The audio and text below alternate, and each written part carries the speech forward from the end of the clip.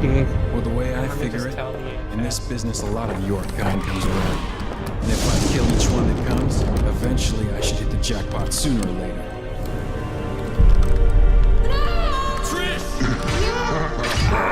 Again, I must face a Sparta. Oh god, I didn't hear it again. Oh no! Strange and ironic that it will end the same Not way. again! I caught it pretty quickly this time. Can you guys see? You guys can hear it? Yeah, I can see it, yeah. Okay, so I'll just try and be quiet during the cutscenes and whatever, because it's really important that you hear them. Yeah. And I think subtitles are not going to work. And I'm sorry for wasting 20 minutes of your time. Never apologize for that. Toast has wasted way more of my time in the past. Okay. She's right. So this one... Because that's... No, this one. This will start me at the end of the last mission. This will start me at the right place. So, by the way, I think what confused me, I was talking before and I was like, oh, I didn't know this didn't have a PC port. I thought you were going to play that, like, the redo, like, the reboot? Oh, that's happening eventually. Yeah, oh, I guess I should say hi, because it's going to be the start of the VOD, or whatever. Hi, guys. I kind of fucked everything up, so we're starting a little in progress. But yeah, my basic thought was, like, I really wanted to show you guys the DMC Devil May Cry, which is technically the name of it, with a lowercase m. Devil May Cry. Yeah, pretty much. Like, it's literally Devil May Cry, Devil May Cry is the full title. And I really wanted to show you guys that. And then I was like, and I really want to talk about, like, why some people liked it and why some people hated it and why they're all right. And I was like, but I can't do that if they don't know Devil May Cry 1, 3, and 4. They won't get it. And then I was like, well, fuck, I'll just show them everything because it's not like I value my time. Why should I value yours? So I've been playing through this, and just a few notes. This is on the emulator. I think I've got it so that it will work. There's a chance it will crash after the opening cutscene, but it should never crash after that. There'll be a few audio issues. There'll be a few video slowdowns. Some of those were in the original game. Yeah. So I have beat the first Devil May Cry. You're gonna want to and 2 millenniums ago, there was a war between the human world and the other, the underworld. But somebody from the underworld woke up to justice really good. and stood up against this legion alone.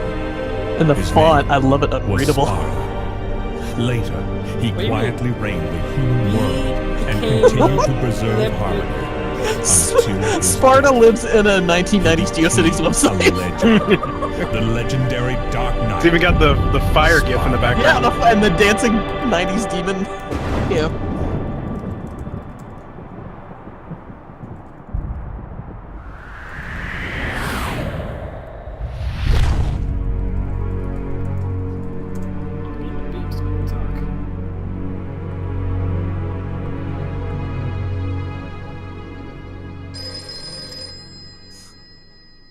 So good.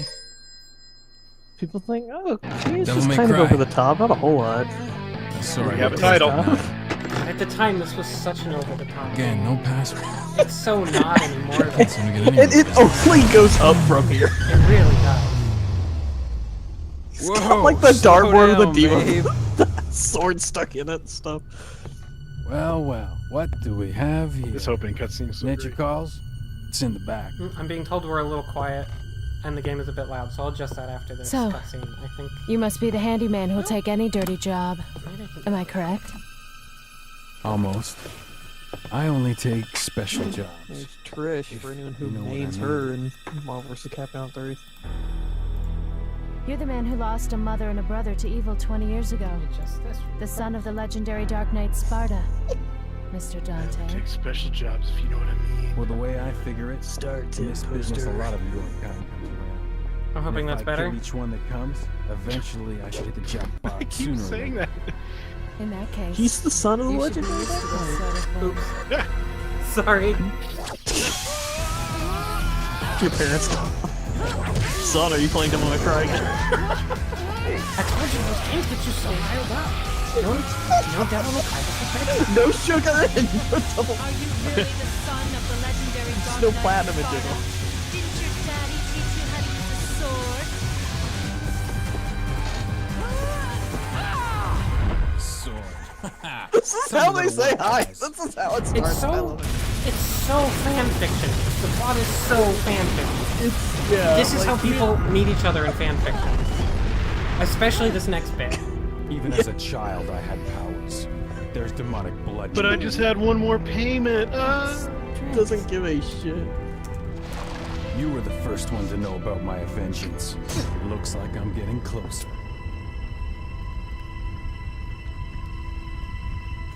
Sloop. It seems that Sword way. is out. But I'm not your enemy. My name is Trish. I came here to seek your help. To put an end to the underworld. What?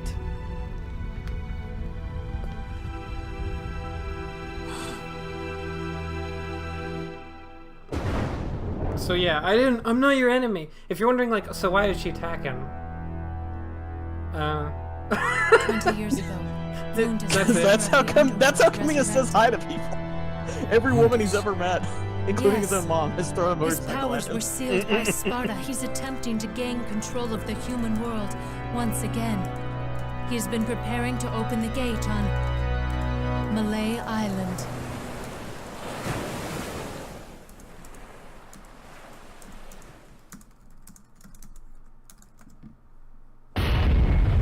Oh good, it didn't crash. That's the time I it prefer worked. Brawl Yeah, I Island just myself. realized the perfect title would have been Devil Trigger Warning. Damn it! Oh man, we can change it in post. Come on, let's go! The Devil Trigger Warning. Come on, let's go, and then she just leaves. I'm sure she'll help us for the rest of the game, Dante thinks. So this is Devil May Cry, and it seems to be running nice, which is good. Oh, and oops, I'm going to pretend that I don't have the weapons I'm not supposed to have yet. I am, just for the sake of introducing them over time as the game does. It works pretty well. There's gonna be like one time when I have to cheat that and not do it that way. But we start the game with just Force Edge, which is a pretty simple sword. It's got a basic combo, and then it's got this combo, which is like really iconic, and then it's got the only combo you actually want to do, which is this one, which is just harder to do than the other two because it requires really specific timing. And it's just better. This is a yellow orb, which lets me continue. Oh, I'll be getting a lot of blue. I've gotten most of the blue orbs, which give you extra life. Most of the blue orbs I've gotten. This one I didn't have yet, but you get 4 blue orbs and then you get a heart container. It works pretty well. I've got most of them. The ones I've gotten will be replaced with yellow orbs. I'll be grabbing as many as I can remember, just because... Tank controls. God, no. That Devil May Cry with tank controls will be... They're kind of tank controls, though, because they're tank controls when you lock on. Well, yeah, but I mean, that's... Which brings me around to the thesis that I told Portaxx about, which is that this game is Resident Evil as fuck. It's so Resident Evil.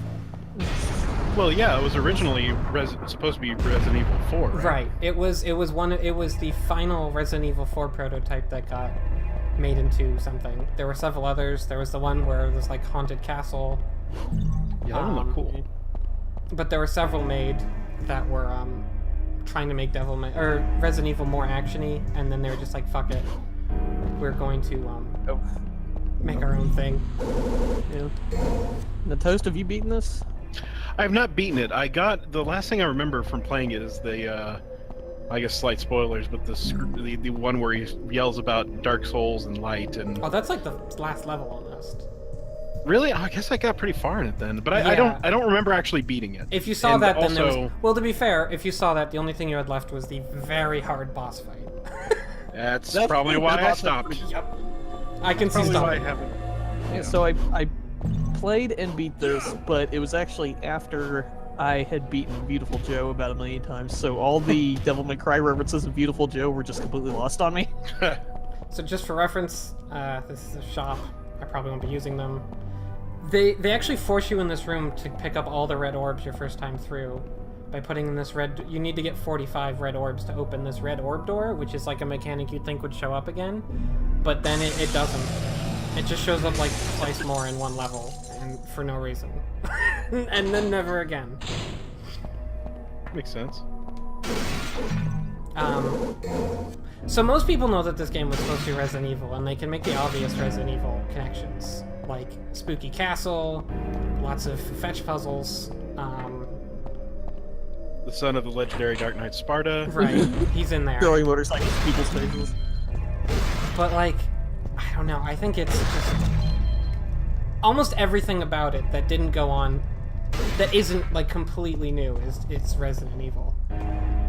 Like they didn't know. I think they didn't really know that melee combat was the soul of the game yet, because there's so many times where you're pretty much forced to only shoot, which is super boring. But they didn't know because it was Resident Evil and you shoot. Like you get like 16 guns and you get like 2 weapons, melee weapons. And like this... yeah, that is true. You get the closet. Mm-hmm. Alistair, yeah. And that's it. And like this bit's here to spook you. And there's like files. Oh, I'll show that now. There's enemy files, which are really weird in that each enemy has like multiple files that fill little paragraphs that fill in, but they only fill in when you run into what they do. Like some of them are really obscure. Oh yeah, the puppet guys. They're really specific. Like you need to shoot the dude's core when he does this attack or something. But most of them have really specific triggers that you run into anyway, so no one knows what they are.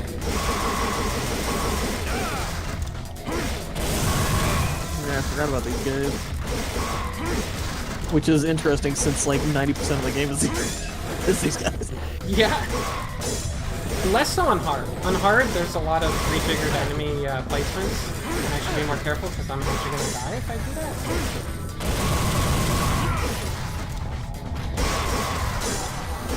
My sword does really shit damage because it's very touch. I should probably know that.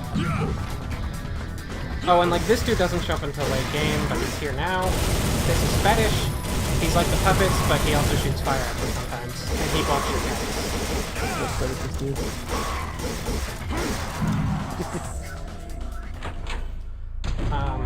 I've got a pretty limited moveset with Force Edge, because none of the unlockable moves are useful. Oh, and that room I was just in is like where we're supposed to go. What a lot of people don't know, this game is divided into missions, but that was a really late game development. It was originally just you walk around free roaming, and I'm assuming you save at the statues. I can kind of see where then they're like, no, we should just do missions just right from the start for Beautiful Joe. Mm-hmm. And it really shows, because I'll point out several times, the missions are really poorly placed and completely arbitrary. This one makes sense. You get introduced, whatever. And there's such an emphasis on like creepy atmosphere, and it really worked as a kid. I think it's a little trite now, but like the game actually did creep me out when I was walking around. And then as soon as you get into a fight, it's yeah. Like, oh wait, this is actually an action game. He Kamiya's out for a bit and remembers. Yeah, it's so great. It's like, nice throw.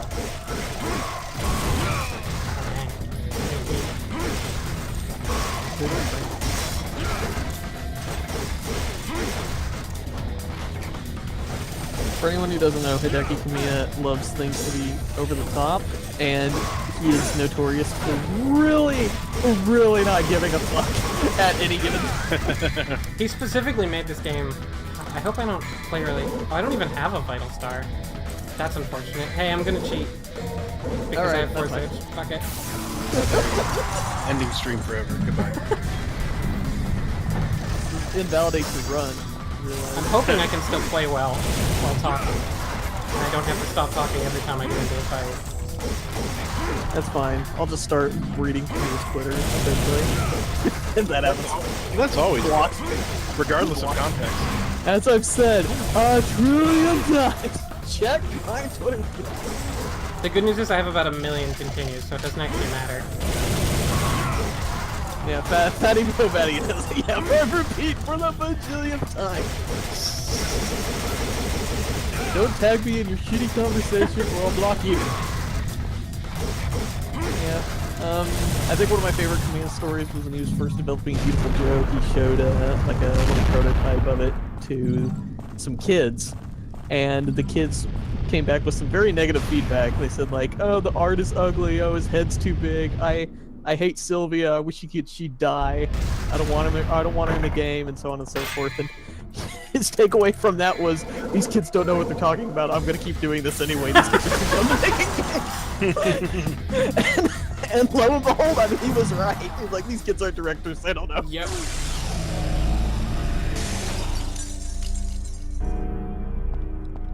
Incidentally, that question, has Bayonetta ever fought Dante? That's a way you can get blocked on Twitter.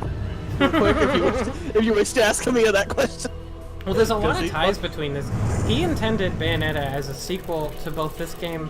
The weird thing about Bayonetta, and maybe I shouldn't talk about Bayonetta when we're not there yet, but so Kamiya obviously knew this game because he made it, and then Devil May Cry 2 was announced, and he found out that Devil May Cry 2 was being created through the press. Like, he didn't know. Yeah, that's Capcom for you. And so he didn't know that he was off it either. So then he didn't play Devil May Cry for a long time. And then he was like, okay, I want to make Bayonetta, and it's going to be a sequel to Devil May Cry. Sort of like a spiritual sequel. So I should play some. So he played Devil May Cry 4. But he's never played 2, which is garbage. And he's never played 3, which is sort of considered the high point of the series by most people. So Bayonetta's like a sequel to 1 and 4, but not 3. And it's like really weird how the shit works. Oh, I've got all my stuff. Yeah, I remember him also saying like he wanted to think of how could we improve on the Devil May Cry like gameplay and stuff, which is how they came up with Witch Time and things like that. Well, the thing about that is the children were wrong though. The art style of Beautiful Joe is great. The kids were dumb. So his head's too big. Fuck off, children. Usually this room's empty. On hard, it's got these bugs in it. They're weird bugs. That's pretty much their whole purpose. Oh, if they get maggots on you, you can't use your sword, I think? But, like, you can just knock the maggots off by, like running around. So, and they can eat each other, but they never do. So... they just can't. They choose not to. But, like, tell me this room doesn't look like a Resident Evil save room. Yeah, totally. It 100% is. And it basically looks like a room from Resident Evil 0. You'd get in here, and this would be your first save room. And, like, that room serves no real purpose in this game otherwise. You know, I know this came out much later, and it was basically inspired by it, so it's maybe not a fair comparison, but this really reminds me of Onimusha. Well, interesting you should say that. Do you know the... No. Do you know the story? Oh, shoot. This is where we would get Alistair.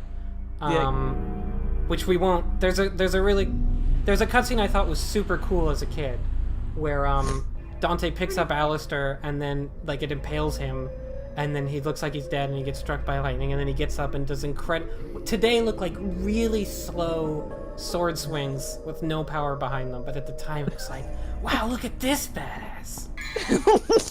And so then you would have Alistair, which does a lot more damage, and you can go Devil Trigger, which is just sort of required.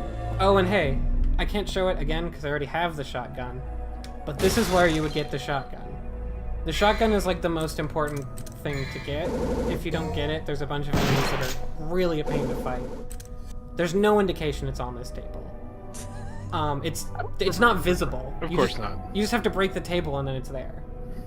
I mean, that's how I get shotguns. So yeah, my first time through, and I imagine most people's, like, I did not get the shotgun ever. And it's kind of important. Oh, I forgot I'm supposed to be... You can examine all these. Pertaining to the art of alchemy. Resident Evil. Very Resident Evil. Harvested from the... like... There were instances where winter crops were harvested in the summer. Wow, that's really spooky compared to the fucking puppets I'm fighting. That should be right on Orson Welles' voice. Every July, trees grow there. Why have they modified this castle so repetitively and unnecessarily? Were they possessed by some kind of evil spirits? Like the ones I'm fighting? Like, that's not... The ones residing in the castle? This is a great little, why am I reading this?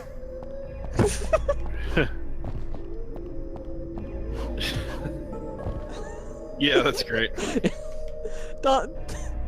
Maybe that was actually like a memo sent by Kamiya partway through. And Why is this, Dante reading this? Why would Dante be reading this? this is, shit out of me. I believe, a clue to a puzzle later in the game, which you don't need necessarily. There are actually puzzles in this game? Yes. I mean, there's really only like one or two that are puzzles, but there's a lot of Resident Evil puzzles where you pick up an item and you have to use it somewhere. Oh, yeah, okay. But to be fair, like, you wouldn't... Resident Evil legs sticking out. If you didn't... Generally speaking, the level starts tell you how to do, like, what you need to do in a level. But if they weren't there, and if there weren't levels in this game, then you wouldn't know. You wouldn't know what to do. And I think you'd have to read these things and figure out these puzzles. Where do I go now? Oh, yes. And even I still sometimes forget where to go. Oh, this enemy is the worst I'm not fighting yet. See ya! Bye! Also, for anyone who's played Beautiful Joe, that is... Alistair is the same Alistair in Beautiful Joe. It's really great. He actually turns into the little sword and flies around. In his boss fight. Oh, wait, who's that? About these moves. Oh, yeah, the one, Alistair was one of the bosses in Beautiful Joe? Yeah, he's the demon guy. He actually, like, I didn't get it at the time until I played Devil May Cry, but like, he does all of Dante's double trigger moves. It's like the air raid and round trip and things like that. I thought, if you weren't talking about Alistair, I thought you'd be freaking out about the lizards. Lizards are kind of weird looking. Well, Wow, you don't even like these lizards. I didn't even introduce these lizards. They're like earth lizards. They're called blades, because they're blades. Oh, and this is my devil form. Oh, they do have lizard faces. Okay, then they're cute. Okay. Wow, he's just hiding up there, huh? That's not usually something that happens. So devil form makes me never flinch. It makes me do a lot more damage. I'm faster. I always do the better sword combo. So it shows that the developers knew it was better. And they were just like, we want to make it hard to time. And I'm doing it a lot now. Like, I almost always do it now. Okay, I'm stuck in this corner? Hello? Please? Ganging up on him. Nice. I was just stun locked. I was mashing everybody and nothing. That can happen. It's very easy to stun lock in this game. They're all like, we got him! Yay! I know my one weakness being pummeled to death by 8 lizards at once.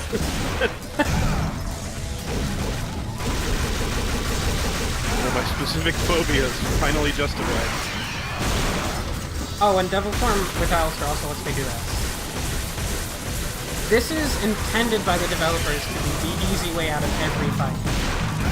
It's literally just your, I don't like how this fight is going here. Yeah. Oh yeah, the air raid. Press air raid button to win. Yeah, and that is another one of Alistair's and you know, and it's clear that it was intended that way because on the very hardest difficulty, they specifically balanced it to do less damage. Like it does very little damage there, and it's actually like balanced to the moon compared to everything. Oh, these guys are there. Am I actually gonna die? Okay, what did you put this on hard mode? Yeah, it's on hard. There are 4 difficulties. There's normal, hard, and Dante must die. And it's going to be pretty hard for me to do hard while talking, I think, sometimes, but I'm going to try my best. Where do I even go with this, then? I actually don't remember. Do I go up here? Camille wants to wish me a happy birthday because we share one. That's I should awesome. probably be skipping this fight because it's optional. Hey, you gotta show it off, man. I think I go in here. I do. I thought I had to fight those dudes, jeez. Oh, I guess this is a good time to show one of... Actually, 2 of literally 3 advanced techniques in this game. So the series gets pretty infamous, especially by the time of Devil May Cry 4, for having a bazillion little tips and tricks and cancels. But in this game, there's literally just 3. One of them is sword canceling. Here, I'll do... See how that takes a while? Mm-hmm. But if I wiggle my joystick, he puts it away a little faster. Oh, look at that. And it's just wiggling the joystick. And you can do the same thing. 2 is the same thing, but with the shotgun. Speedrun strats. Pretty much. Oh, I was supposed to read that. It was supposed to tell me what to do. Now you won't know how to beat the game. I won't. Yeah. Jiggle strats. I forgot that this was back when Dante wore a shirt. Kind of gives that up. A few Well, games in. I mean, the other games, Devil May Cry 2 takes place in the very far future. Really? Yeah, and my theory... Shirts are outlawed. But Devil May Cry 3 takes place in the past, and Devil May Cry 4 takes place after this game. Fair. These enemies are kind of neat. They've got a trick to them where, it's really hard to hit them with your sword, but they're vulnerable to gunfire. In fact, I believe their file says they are vulnerable to gunfire. In fact, So I think like let's look at their file real quick. 'Cause the files are kind of amazing because I don't think anybody spell checked them. Oh yeah, sometimes these dudes have shotguns if you didn't notice. Shotgun nose. Oops.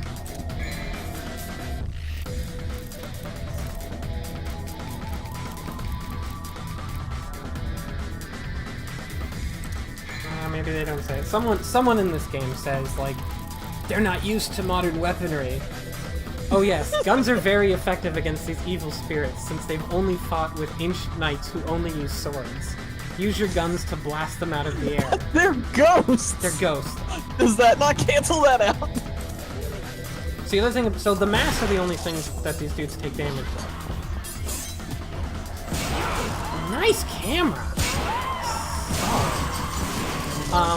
So the trick to killing them really well is shove your shotgun directly in their face, and you can actually one-shot them or two-shot them. That's the importance of the shotgun. Yes, if you don't have the shotgun, you come into this fight, and it's just the worst. It's the literal worst, because they will just fly around where you can't possibly hit them. Because let me show you your aerial attack selection. That's it. You have one choice to air attack, and it's especially your first time through. You don't have the like fly in midair and shoot laser, like electricity beams. You don't have that yet. You can't possibly have saved up enough. So your actual only choice. Oh, spider babies.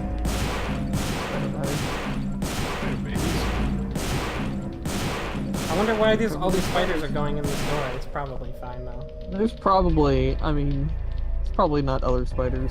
It looks like the judge should be holding something, and if this were still the game it originally was, it would open up your inventory. Your wiggles shotgun straps. I love it. It's really good. Oh no, spiders! Yeah, it also matches the spider's 2-frame animation legs, which is also nice. But yeah, the pistols kind of suck for everything except a couple of things where they're required. Borderline required. But they look so cool. Yeah, but they really suck though. They're better in this than they are in any other game, I will say that. Unless you're really good. And then they're really good in 4, but not really good. Oh, okay.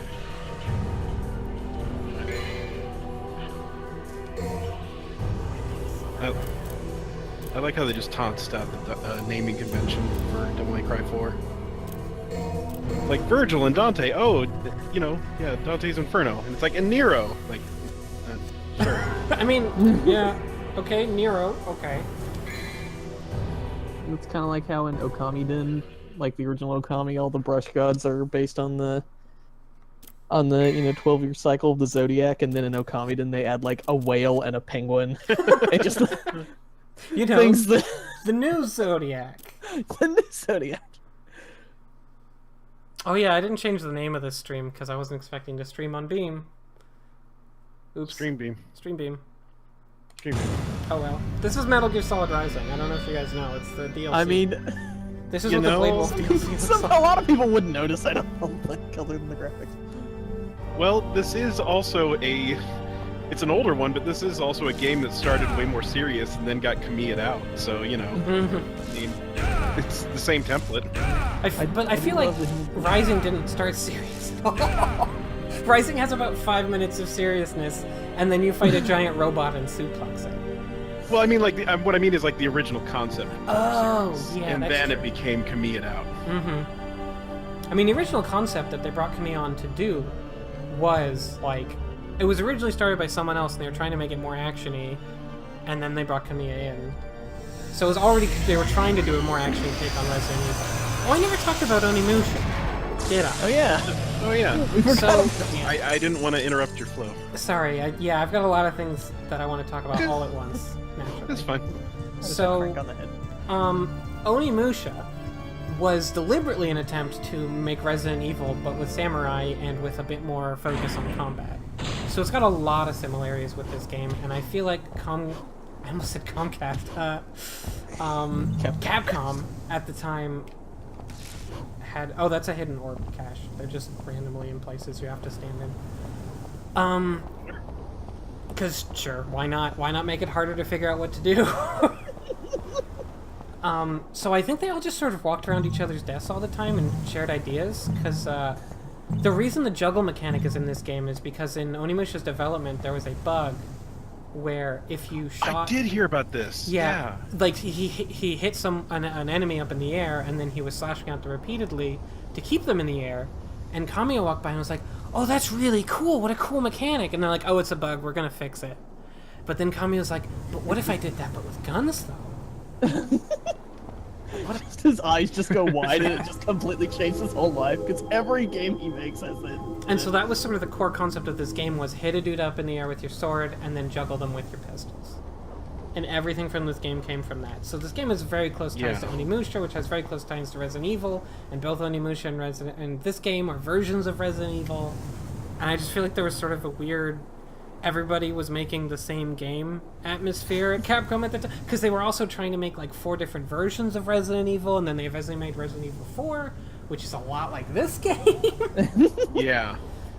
I suspect that that's probably the only reason why this and Onimusha ever got made in the first place, though, because you know how Capcom is. It's just like, oh, we don't want to make a new game. We just want to make like the same one 80 times. But if these are both Resident Evil, then that's fine. Oh, careful! This part's pretty startling. Oh no! Oh no! Oh no! Oh no! The bridge is slowly collapsing, like bridges do. So this is a fun gimmick that's never really explored, but you're underwater and you lose health slowly. Yeah, he should have done the goofy though. These dudes are really fun to fight. They're very satisfying to sort of knock around with your shotgun and then flash. We already had the skulls modeled. What can we do with them? I don't want to do the whole skeleton. You're being attacked by gifts at this point. Yeah, these I'm dudes... telling you, he is a GeoCities website. Absolutely, yes. Next, it's going to be like a mail flying out of like a mailbox is going to fly at you. The sleeping dragon. Well, a really fun counter. thing is that that's supposed to be an ambush, but actually, that last guy always drops a really large health container thing, and so at any point in this game, if you're lost and low on health, which happens a lot your first time through when you don't know where you're going, you can always come back here, jump down there, and farm for health. So, like, a first-time player is going to go back to that area alive. But since it slowly drains your health, you can't do it if you're too low health. Just to be a real dick move. Oh, and you're going to want to unmute here, because we're going to meet... Ready? We're going to meet the first dude.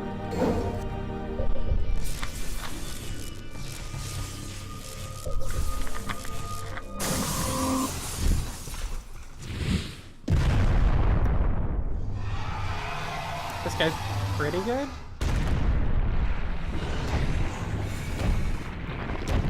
Oh, that's right. So the subtitles option only subtitles the demons. I'd forgotten.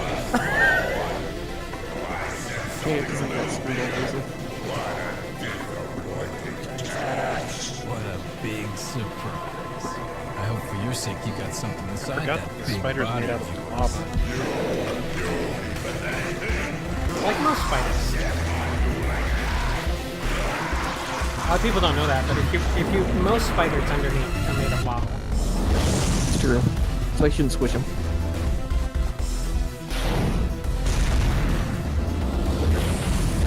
Oh, double! He doesn't do that very often. Heart, scorpion, heart spider. So there's 2 ways to fight this dude, or there's 2 ways to do damage to this dude, and you want to do them both. One is exploit his weaknesses when he attacks you, like this. Nope, not like that, I lied. He's got huge swings, honestly.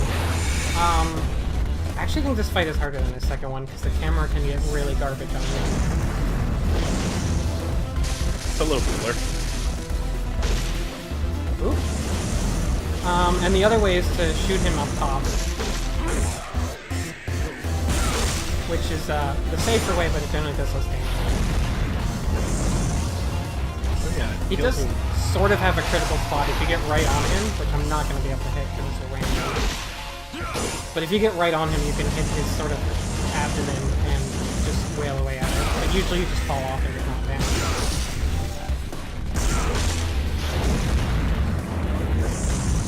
Oh, and I haven't introduced taunting, but you can hit the shoulder button to taunt, and if you complete the taunt, you'll get a devil trigger gauge pull. Which is also really nice. And, like, honestly, every game should have a taunt button, and I don't understand why they don't. Oh, and this is the easy way to fight him. He's particularly vulnerable to this, so I'm not going to shoot him too hard with it. Just wait him blind. This is what I love about Kamiya games. It seems like their like development bible is just like one page with like 72-page font, 72-point font that just says "make cool shit happen." He understands, like, that's what we're here for. Why hold back? Yeah. It's like in those trailer videos for Scalebound. Rest in peace. Oh, I didn't reflect it. No. The guy is just like basically just Dante to the max. Like he's walking on these giant dragons. He's like, "Oh, you're an ugly son of a bitch. Let's run." That's right. I remember that. I think I saw that trailer. It's great. The giant lava scorpider gets less scary when it sounds like it's a little drunk. It does sound like it's a little drunk. He's Oh, and this is again an example of how the level ends really weirdly. So, like, the boss is done. If I leave this door, level ends. But I can go over here and not end the level. And instead do this. Let's see if I remember the things I need to do. Oops, that's fine. I think I want to go down here because I think there's a secret mission? Yes. So this is our first secret mission. And hopefully I don't screw it up. But I need to get the critical hit on the ghost dudes. On the ghost dude, I should say. Oh, and Devil Trigger recharges your health. That's not clear, so I'm using it here. Okay. To stop myself from drowning, basically. You avoided drowning! He managed to avoid it. Good work, Ryan. Come on. I didn't get it. Oh well, I'm not gonna... This one's kind of random, whether you actually get it or not, so I'm not gonna try it too many times. In fact, I think I'm gonna try it once, exactly. It's just very random and I don't have that much health, so I won't waste your time. But also, I end up over here where I get this. Would usually be a blue, but since I've gotten it already, it's a yellow orb. And, ordinarily I'd fly my way back, but I just use all my devil triggers, so I'm gonna try not to screw up one of the only platforming sections in this game. Also, I like how instead of saying secret mission failed, it says secret mission you failed, as if that is the mission that you were on. In that case, mission accomplished, asshole. So yeah, this makes the level end, which is super weird. It's just a really weird sensibility that it made so much sense when I found out they split it into levels at like the last second. Just scrambling to turn it into a thing that makes sense. And so you need to get your little ranking, which is that fucking thing that shows up in every single platinum game. Oh yeah, I guess I should talk about the ranking. Like, it's actually pretty complicated in this game. It's based on a weird thing of clear time and orbs, and a couple special things, and certain bonuses. I think if you get no hits, you get a bonus. It doesn't care about your style ranking, but what it does care about is orbs, and you get more orbs when you kill someone with a higher style in this game. So it indirectly measures both style ranking and how many places you went to get the orbs. Do I have enough? I don't have enough. Yeah, you know, make cool shit happen. Mm-hmm. Make cool shit. You get ranked better when you make cool shit happen. So display was sent to line. I'm actually looking at, because this game does actually get a little confusing if you're not paying attention. Oh, but first, we have our second secret mission. Spider babies. Spider baby. No, that's the name of it. It's called Spider Babies. No, sorry, it's called Phantom Babies. And we have to kill 100 little Phantom Babies. They'll make your nightmares. They'll make your nightmares come true. I would have loved that if Dante opened up one of these doors and like a giant stock footage train. And then he had to close. Then he closed the door again really quickly. The giant nanny legs come out and they're like horrid evil things. They're all over there, okay. Come on, shoot faster! There we go, got it. Exterminate-orific! You fucking asshole spider! Fucking baby-ass spiders. Aren't you some little bastards? I'm Dante. I should have been the one to fill your spiders with bullets!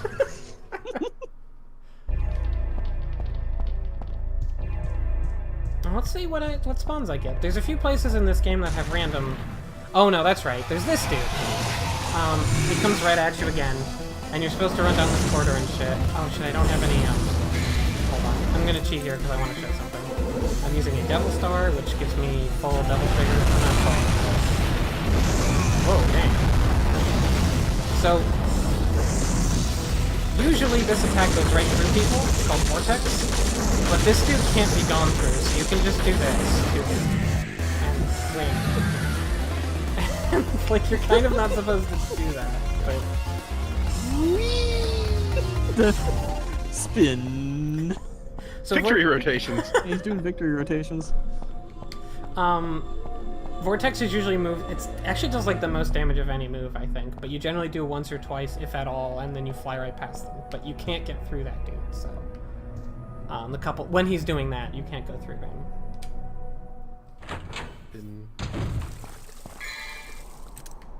And actually, the way to farm red orbs in this game is to do that, save and quit, and then immediately do it again, because you get 500 orbs for it, so...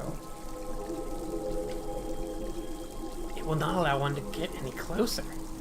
I'll need a sign. Should I use the Pride of Lion? I solved the first part of this puzzle, but the second part of this puzzle is really tricky. So this is the gatekeeper. Magical destruction will awaken him. I've solved your riddle! It was really hard. Oh, oops, I wasn't paying attention. So this is Sin Scissors. They're like a really powerful version of the Sin guys we fought already. Oh, he hit me.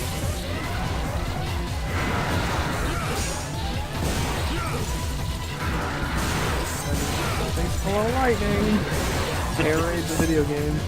This is, again, a thing where you kind of can't really fight him with melee weapons. You're just supposed to shotgun him repeatedly and then do a down slash.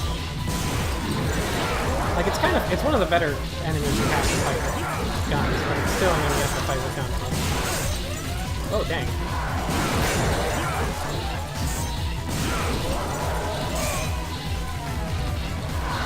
I can't see this. Oh, that didn't kill him. I'm in trouble now.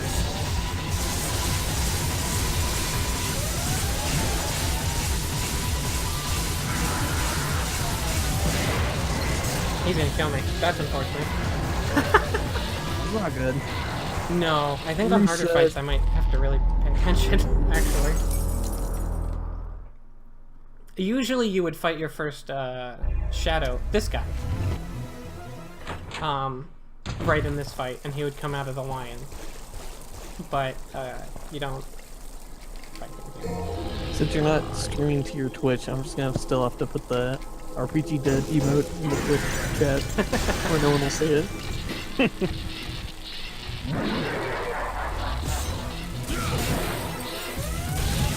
Oh wait, I don't want these. I don't want the shotgun. Oh, that's right. The shotgun is an attack I haven't even shown yet, because I literally never remembered it exists. I don't want to do it here, because I'll have to stand still, basically.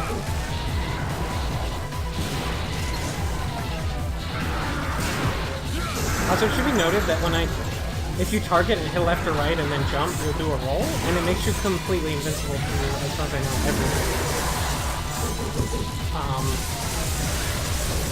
Jumping to a lesser extent has invincibility frames, but it's a lot less. The series actually retains, like, jumping makes you invincible to some degree until the reboot, which gets rid of it. And I think it's always been a really dumb concept. But in this game, there's rolling. In the other games, rolling is not as good, but jumping is still pretty good. You can just jump at the right time and you're invincible.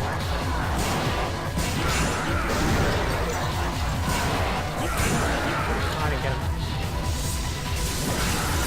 There we go.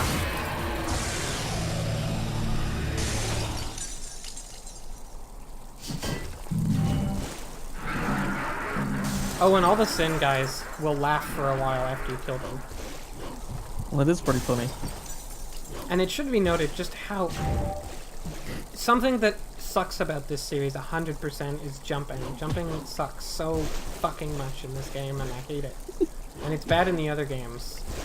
It's bad in every game except the reboot. It's so... Like, I want to jump on top of this fountain to get secret orbs. Oh my god, I got lucky. But you'd think... you'd think to jump on the fountain... I couldn't. Well, you'd think to jump on the fountain, you'd get close to it, and then you jump. But that is almost impossible. Because your choices are straight up, or a very specific distance straight up in the direction you hit. So the only way to actually jump on something, which is not obvious, is to go here, and then hope you positioned it just right. It's the worst.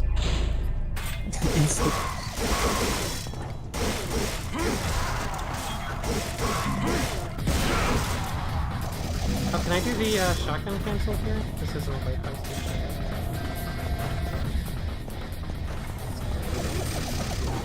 Where are these dudes? There they are. Okay, I'm gonna try and do a shotgun cancel. Oh no, not. Nope, they're gonna die too soon. Dicks. I was gonna show you the third type of cancel in this game, but I think I'm not going to be able to in this room. Oh, I never did Spider Babies too. I can go do that now. The Revenge. It's the Revenge of Spider Baby. Where is that? Over here? Secret of the Ooze. The Squeakle. Frankly, with how I'm playing while talking, it's I'm gonna need the yellow orbs, so... That's fine.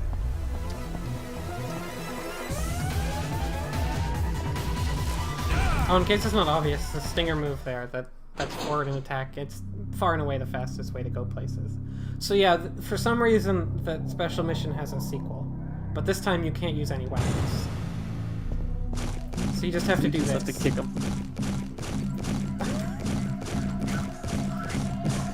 Phantom baby. The most badass demon hunter in the world is just sort of crushing little baby spiders with his feet. Like, what is that? It's like that escape from Bug Island. Keep a clean house. There's a third secret mission. Do you want me to say? I'll give it a shot. On this save file, I haven't done it yet. I think it's the hardest secret mission in the game, because you only get one shot at it, and then you literally can't do it again for the whole save file. Or for the whole playthrough. That's the gimmick for this secret mission. And it's fight 3 shadows at the same time, and I will probably fail to it. I'm gonna be quiet for this one.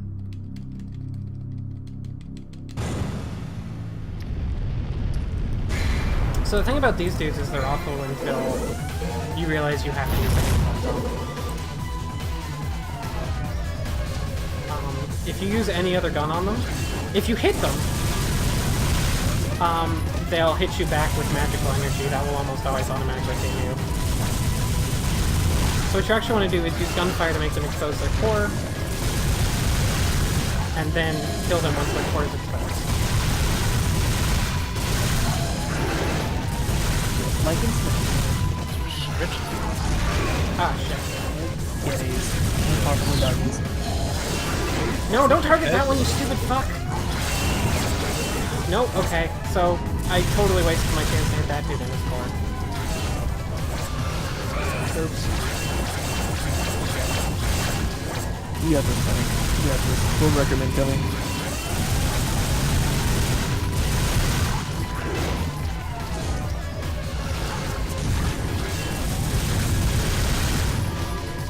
They also get more aggressive when you attack them. If you don't attack, they'll be less aggressive, and they'll do this attack more. And you can land on that attack, and they'll be frozen. They'll be so stunned that you land on it that they're frozen. It's almost literally the explanation for why they don't move.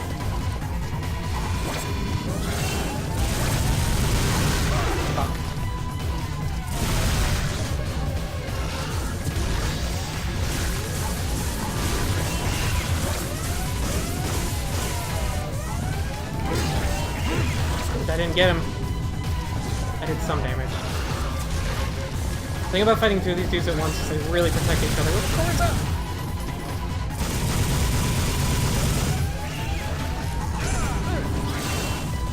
One of them had his core exposed there, but I couldn't get them.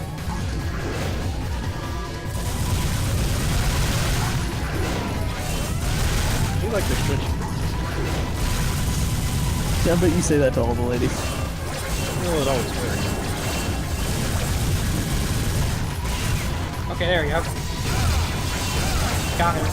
That's one down. Sort of. Eat it. So when you damage his core enough, he goes into suicide mode, and he tries to grab you. And if he grabs you, he does a shit ton of damage. But thankfully, this dude dropped a big health, so I'm probably gonna get this one done. See, I told you. That first. As long as I don't get grabbed. Oh, he did a different attack other than the explosion grab. That's fair. That's that dude dead. Now it's just this. I'll show you this. You can. Oh, what? He didn't do it. He didn't let me do it.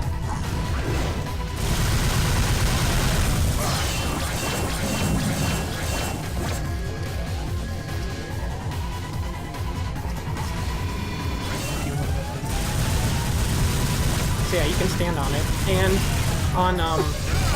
on normal and on Japanese hard. If you stand on it, his core will be exposed, and you can shoot away at it with your guns and kill him that way. And it's sort of his secret vulnerability. But starting on the U.S. hard and the Japanese Dante Must Die, that stops working. I don't know why. But it's so stylish. It's still a good chance. They still pause for a bit, so it's a good chance to unload on them.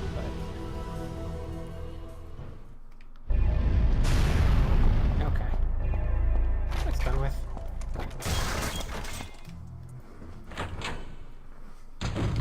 So where am I going? Oh yeah, I remember I'm going because I skipped it.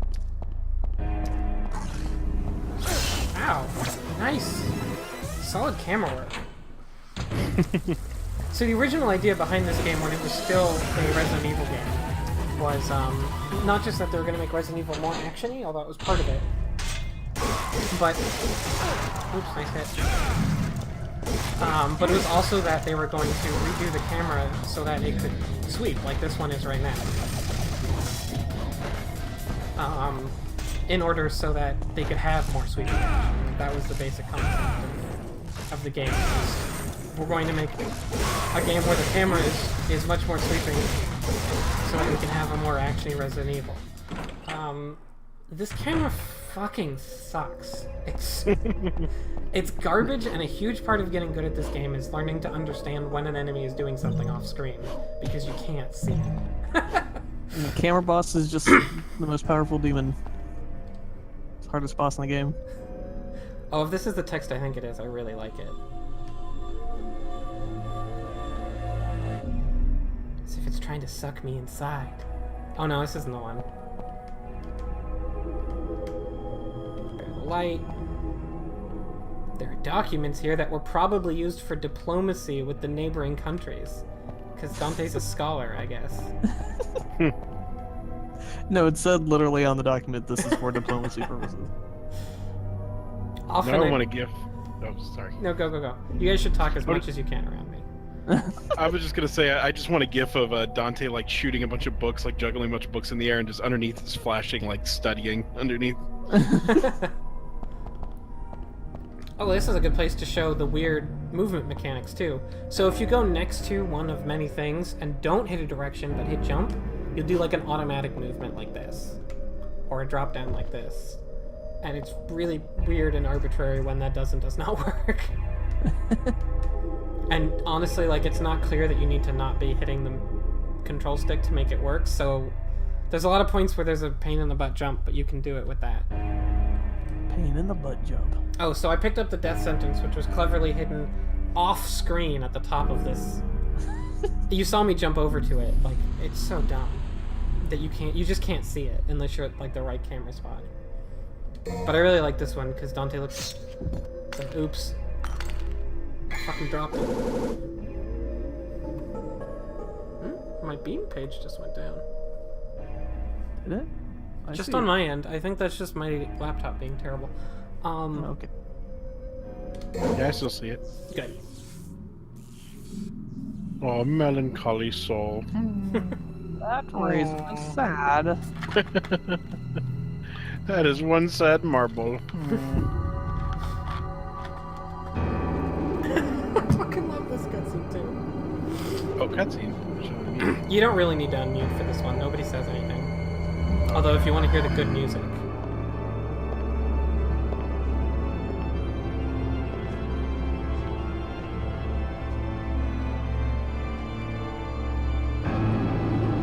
So I don't know why he comes out as Dante's mirror image. I mean, I kind of do. And that it's a metaphor for the secret we find out about him later. But This like... stinking hole was the last place I thought I'd find anyone with some guts. Oh no, Dante does talk in this song, my bad.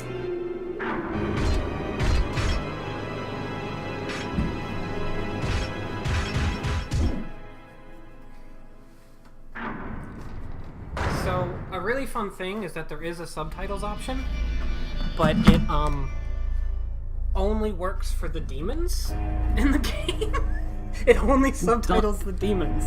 Since Dante's half a demon, it should only half translate it. like broken, like stuff's like hyphens or like censored out. I mean, if you're gonna say that, then literally everyone in this game is a demon. Oops, spoilers. Oh no. Oh no! Who would have guessed Trish is anything but a perfectly normal human? She acted like such a regular person. Also, I like that that cutscene was a momentary Persona crossover there. It'd be great if Dante was just like, I am thou art I? Cool! Dante would fit in that Persona. Yeah. So, this... Oh, I should probably mention the way that this game works. You fight every boss like 3 times, sometimes 4. And they get progressively harder and a bigger moveset each time. And I think this dude is probably the best of all of them. So are you fighting your own, like, demon form? Is that what you're Well, I mean, all we know right now is there's a demon, but you'll find out about it. Oh, okay. If you don't remember, I won't spoil it, because it's a really shocking revelation. Oh my god. I think I got it when I first had a PS2, like, back when I was in college. It's been literally years. Honestly, the thing that he is not particularly clearly explained. And you could totally not get... I remember as a kid, I got it, but like not totally. I don't know. We can talk about it when I get to it. I got nothing to talk about as it is. But I should probably just bully this guy. I should show you how easy it is to bully this guy with demon form. Because you can break through his block and then he'll do an attack. But if you're in demon form, you'll just keep doing your attacks. Oh, also there's this bit where he just sort of sits up there and really wants you to show up, so he taunts you. But you can sit right here and taunt him and get devil trigger for it. Taunt off. Oh wait, am I not in the right spot? This is goofy and totally in my head, but every time he taunts, I've got it muted. I just hear the one bad guy from Star Fox 64. Like, what's wrong? Come a little closer. Well, the weird thing is the taunts in this game are totally silent. There was that one guy on the train, like that one monkey general, who was just like, what's wrong? Come a little closer. Anyways, so if you're a kid and you have a lot of trouble with this fight, because it's one of the places where the game gets hard, you can just sit here in between this and heal fully by devil triggering over and over, but I won't do that to you. Show me your moves. Instead, I'm going to show you this over and over. I totally ruin this fight. Oh shoot, that's the one attack he does that goes through it. But I dodged it anyway. So this dude's playing all honorable and shit. But then he pulls this next move. almost every single time you go up there. Oh, that's another one of the context things. You just jump. Oh, he didn't do it. One of the few times he doesn't. Usually he swings his sword at you right as you're coming up, and he like free swings it at you. Jump there, by the way. Yeah, the jump. Do you like this camera angle where you're like, oh, I totally know where the enemies are when I do this jump? Oh, yeah, that.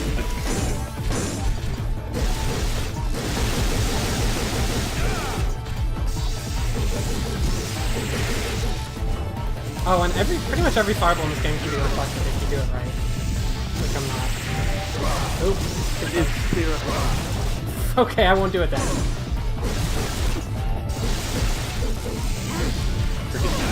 Meta Knight. Oh shit. Up in B. That's what I get for trying to reflect fireballs at point blank. The thing about hard mode is that everything will still kill you very quickly, even though it's not the hardest. Okay, I'm gonna... Not to laugh at your pain, but I do love when Dante dies. Just like, oh. Yeah, it's just like, oh, damn it. A fun thing is that every enemy in this game has an attack where if they kill you with it, you'll get a special animation. Where the screen goes really red, and they like do an enhanced version of the attack that usually involves like ripping you apart or eating you or something. There's a version of the spider boss that you fight later, which will just straight up fucking eat you, and it's super gore, and I feel like someone probably had a gore fetish. What would make you that? Because I have a vor fetish and I was turned on. Oh, okay. And someone is me. That's what it said. Yeah, it was me. This is my time to reveal that I'm Tommy and I have a vor fetish. I've discovered so much about myself. Oh, I'm trapped in the thing! You could do that in an experience project or something. Devil May Cry gave me more fetish.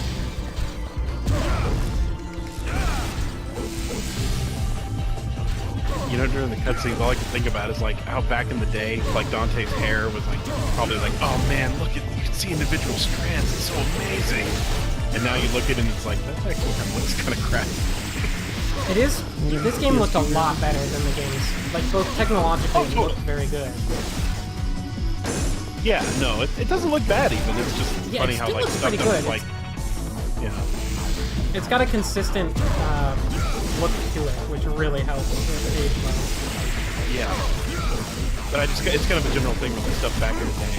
I guess it's always true. The stuff back in the day was like, that's amazing. Yeah. Now it's just like, it's okay. No, I remembered like really being impressed with the glowy lines on our demon fighter here. On his armor. Oh yeah. I thought that was really fucking cool. Also, this dude will taunt every time after he does a lot of his combos.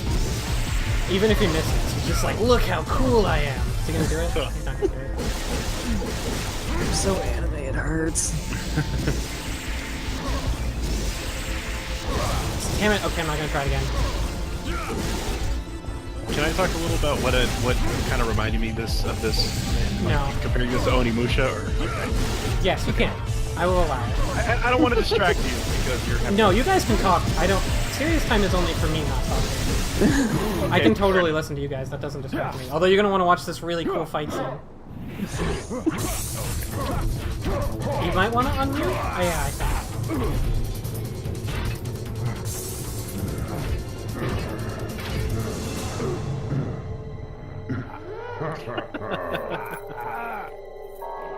Mortal Kombat.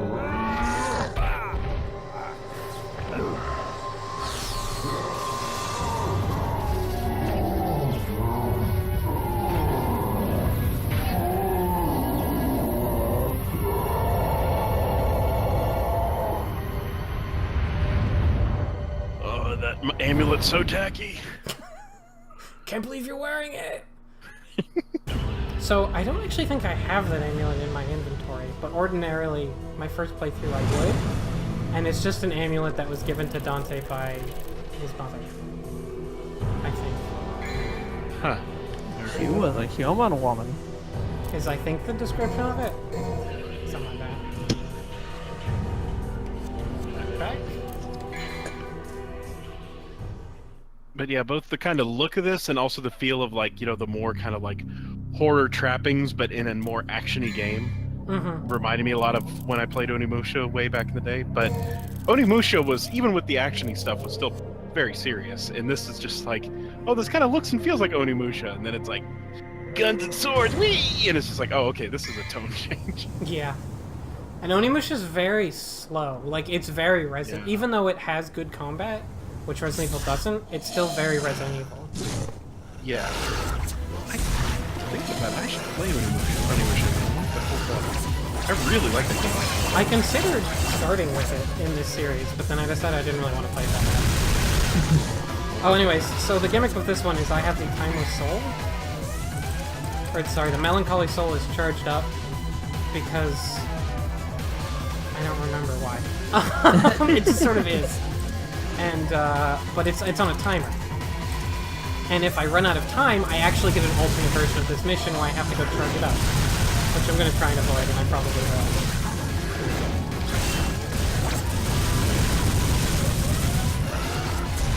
But I just need to go quick. I do like that it says that it looks like a soul. It's like it's just a ball. Oh, a really good way to dodge these dice is just do this. Oop, nope. They don't really know what to do when I do. Like, enemies have an animation for jumping up and down to places, but, like, you can just do it, so... you can choose any place where you can jump up and down easily. It's a really great way to choose these. I just need to run away for a bit. I really love the stretchy faces on the demon dogs. They're just like, yep! Let me poke you with my pointy face. There are a lot of people's favorite enemy in this game. And to be fair, they've got like a really interesting design. They're probably the only enemy in the game that really encourages you to use your guns and your swords uniquely. Whereas most of the other enemies in the game, it's like use your gun or use your sword, and that's there's just a correct choice. But the shadows will interact, like, the more aggressive you are, especially with melee attacks, the more aggressive they are. But if you sit back, they'll sit back, and you can sort of choose to be more aggressive or not. Okay, wait, how do I... It's over here. Yeah, this also makes me think of Onimusha just because I don't think I played 2. I don't remember playing Onimusha 2, but I remember, like, the first Onimusha was very serious and, like, of the time, you know, even though it's supernatural. And the third one is, like, Japanese demons are in France, and they're Jean Reno for some reason. Yeah. It's like, alright. I mean, it was a fun game, but still. You don't have to fight this dude, I really want you to. But you just go down here, and this is where you use the melancholy sword. Now, your first time through, in the courtyard, I think you just fight, like, 2 puppets or something. I'm not even sure you fight anything. And then you can leave the courtyard, and then if you know where you're going, you just go directly to this door. And it's a mission that is over in about 40 seconds. But if you don't know where you're going right away, you run out of time, and you have to go back through a room and fight Phantom again. And recharge it in a little alcove that you probably don't even know exists. Dante's face looked weird in that mission clear thing a while back. He kind of looked like Steiner. He had a weird jaw. Anyways. Well, he was... I mean, originally this character was the son of the guy who made Umbrella. Lord Spencer? Spencer. He was Lord Spencer's son or something, and he had been infected or experimented on with a version of the it wasn't the T virus, it was a different virus, but it made him super strong and stuff, and that's why he was really good at doing things instead of... Actually, they ended up reusing that, I think, for Resident Evil 6. I'm pretty sure Wesker's son shows up in that, and he can do, like, fucking backflips off buildings and shit. I mean, they ended up reusing it for Wesker, let's be clear. Yeah, oh yeah. True. Like, look at this dude, and then take a screenshot of Wesker and put him in a red coat, and tell me the difference. Like... Also, you get to see his fancy gun putting away animation here. It's cute. It's all according to plan.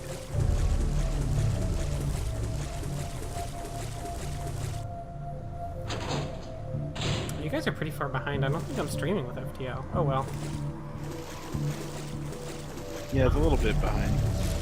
So this room is ordinarily where you would be introduced to the bug dudes, and there'd be a little cinematic where they all crawl out of the pipes. But instead, because we're on hard, these dudes just sort of show up and start attacking you. So it's probably just as well, because on the normal difficulty, these dudes show up really late game, like once.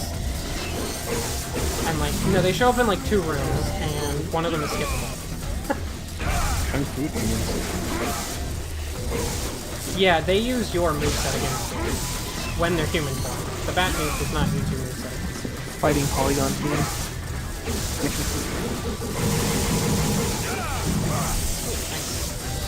The electricity doesn't hurt them very much, but... And also, I think they randomly split, and they're more likely to split if you hit them with electricity. But... Okay, you know what? Fine, we're leaving. Oh, I was gonna show this off, but you guys big, big asshole. I guess I can't.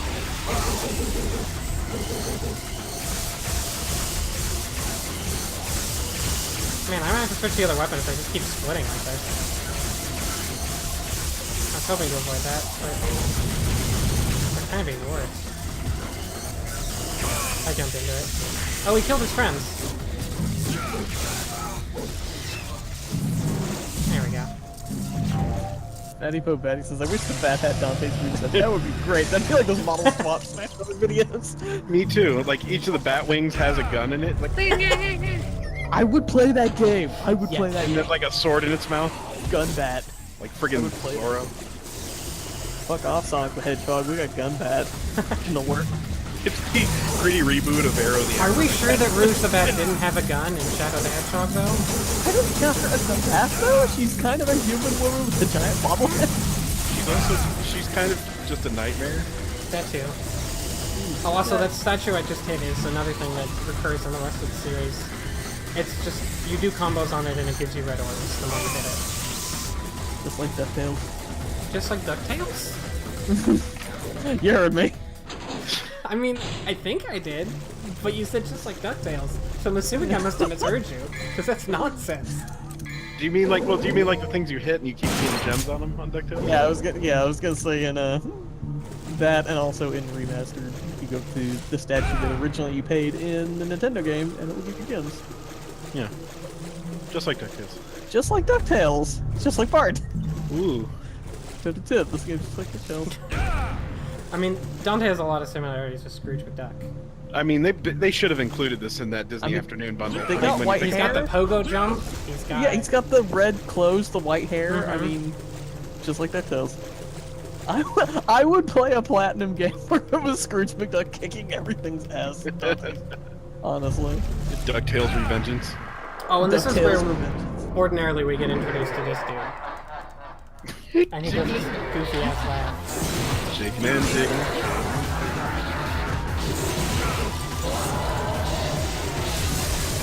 Oh, shit.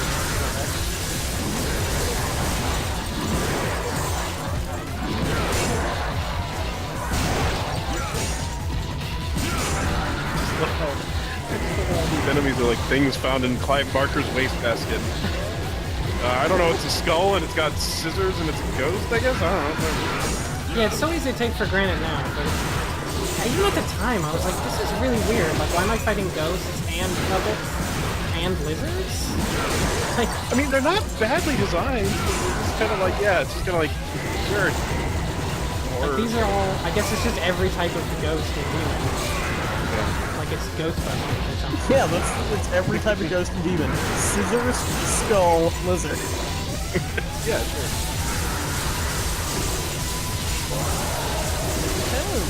They all look like stuff that would be more like, oh, it's supposed to be Castlevania instead of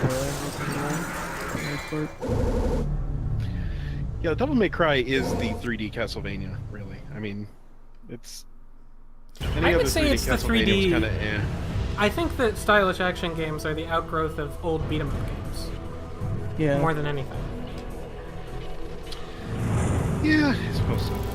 I mean, I think that's really where they came from. There's like combos and... I mean, mean, there weren't ranking systems then, but I think it's a pretty similar thing. Yeah, that's true. because I mean, they don't really make beat-em-ups anymore, unfortunately. It's usually... No, they sort of stopped because no Just one the wants to play stuff. 2D, and they don't really. This is how you do a 3D beat 'em up. This is it. This is the only way you can do it. It's something like this. It doesn't work if you just translate it directly. I guess they made like the Warriors, and that was supposed to be good.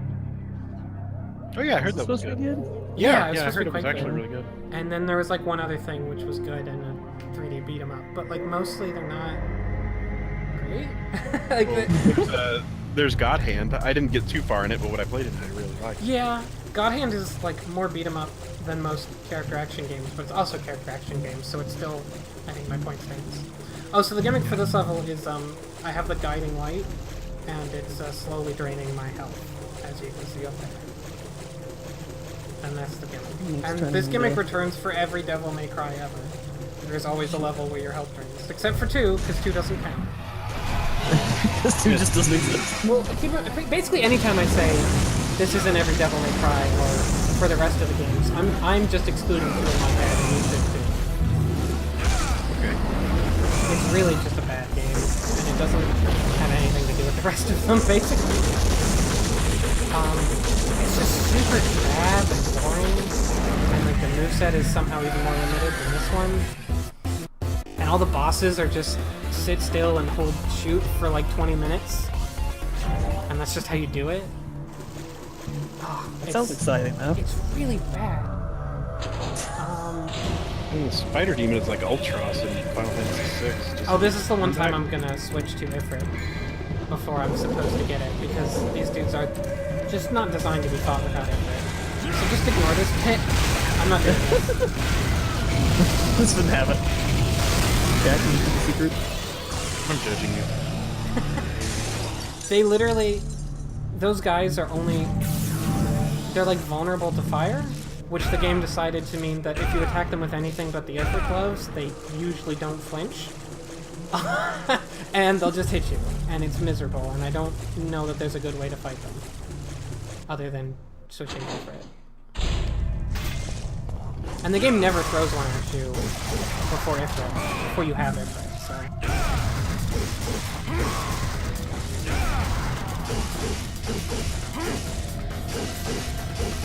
Anyways, I think I remember where I'm putting this. It's in the room, right? I hope I remember. This pillar is really cool. I like it a lot, and it's got a bunch of horses on it. Like, just a row of horses. For reasons I don't understand. That's how I like my pillars. I'm just covered. Like, it's got a lot of yeah. horsepower. Haha! Jesus, Toast, that was bad even for you. I'm blaming that. Wait, I didn't say that. Yeah, that's Toast. Wait, I don't think I said that. I mean, So mad at you. I mean, I would. I don't think I did, but I would. You know what? I'll take the blame for that. I'm fine. That's fine. so the brightness of the guiding light will scorch you. So if you didn't actually hit examine on this thing, you wouldn't know where to bring this. And you just run around slowly losing health until you die. And to be fair, while you have this thing, Condition. enemies we are... all? Yeah, it's just life, man. While you have this thing, enemies are more likely to drop health. So there is that. Oh, and here's another really weird let's end the mission here moment. It's super bizarre. So I just beat mission 7. But here's the thing. I'm not in mission 8. I'm not in any mission. At all. Right now, I am missionless, and anything I do won't count towards any mission ranking. And if I go in... There's actually a secret mission I can go back and beat that I skipped earlier. It's a pain. You have to watch 2 earth spiders shoot each other for like 3 minutes until they finally decide to kill each other. So we're not doing that. But then I go in this door, and now I'm in mission 8. Sure. Like, what? I don't even get it. Like, who did that? Who was like, no. We want to give him a little bit, not in the mission. Well, it's kind of like, you know, when your parents aren't home, you should have like a risky business moment. And again, this is totally a saver. It's even got like relaxing music. Well, relaxing for this game, which is to say, like, weird and ominous. There's only one guitar. There's not 8. No, there's just a lady, like, I'm not... I don't know what she's doing. What, Return to Innocence kicks in? Just walk in. Hiya, hiya, hiya. That's an Enigma reference for you kids. All the kids out there watching this, who aren't All the 90s kids. All the... Only 90s kids will get this song reference. Oh, and here's a cutscene you want to meet for. I guess. Number patterns. How do you know what recess is? Oh my god, that's Spider. Hey, Spider.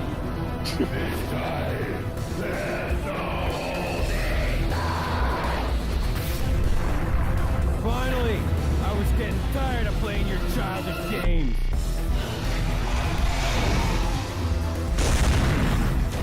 I just thought Dante was so cool. I mean, at the time, nobody was... No character... Your main character certainly didn't have any fucking personality at all if you weren't playing an RPG. But, like, in retrospect, he's pretty tame in this game. Oh, here comes Slowdown. Oh, fuck! It's so good! That Slowdown was in the original game, too. You'll see it in a second.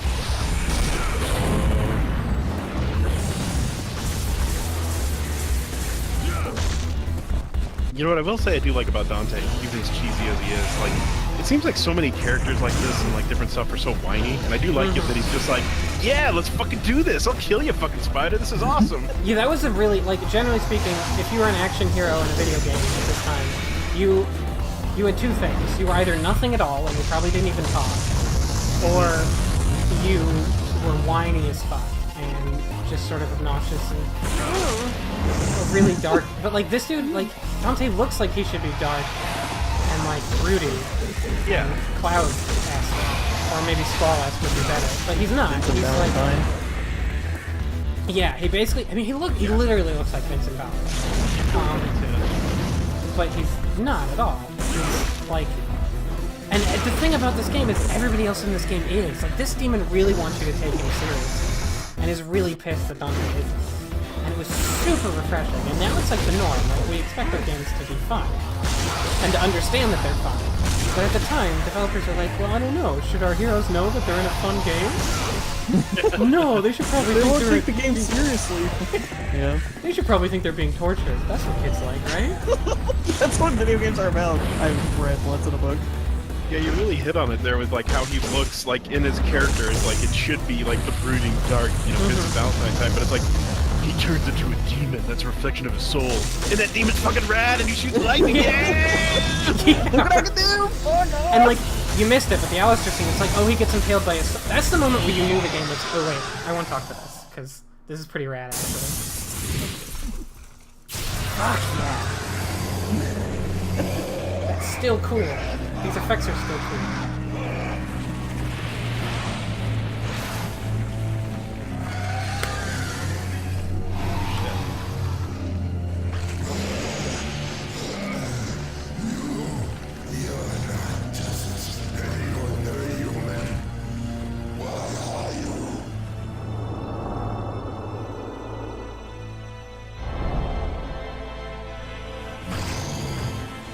Let's not show Sparta's... They don't show Sparta's motto too close because it kind of looks goofy as hell. So they just sort of fade in. Son, Dante. Sweet I'm just dreams. like, yeah, you get the idea. He's a demon, right? They don't fade it. I literally think they're like, oh god, his face looks so dumb. We can't fade it all the way in. It's kind of like how they almost never showed the shark in Jaws because the robot didn't work.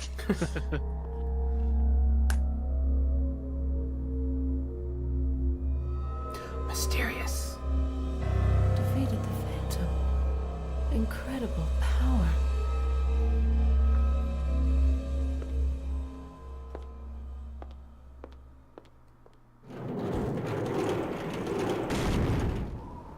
Very mysterious.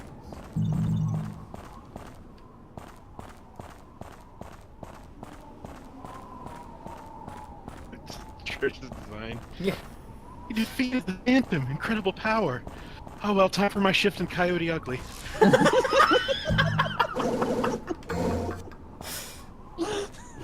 Oh, by the Just way, for like, sorry, just for like. Coyote may cry. You go ahead. Coyote Ugly may cry. Sorry, go ahead.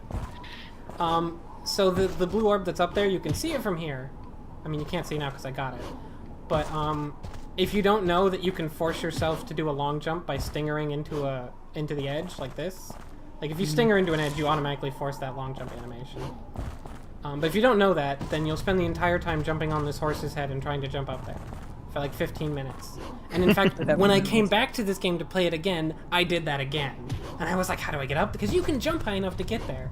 And if you jump just right, and then you eventually realize you just can't get there. You can't. What? I've literally never. Oh my god. I literally just ruined an hour of my. I just ruined an hour of my childhood. I don't know what to feel about that. Frank, is this like your running joke of this, or are you just like, now it's impossible to do this without oh my god, I did it. I can't, like, I didn't think that was... happened before. To be fair, the first time you come across this, you don't have the midair jump. Almost certainly. Okay. Because it costs $1 billion, so you can only do wall jumps. And, I mean, but still, like... You've just done this at least twice already. I have. I legitimately thought there was, like, an invisible wall there. Because I tried it for so long, you don't understand. I believe you. I believe you. I don't believe you. I think you're making it up. Anyway, so what I was saying. So the opening cutscene... actually, wait. Let me introduce this first. So your first time through, this dude is holding the glowy thing. And it says, these are the bones of a soldier, and it looks like he got trapped in here and couldn't get out. And then you get this item.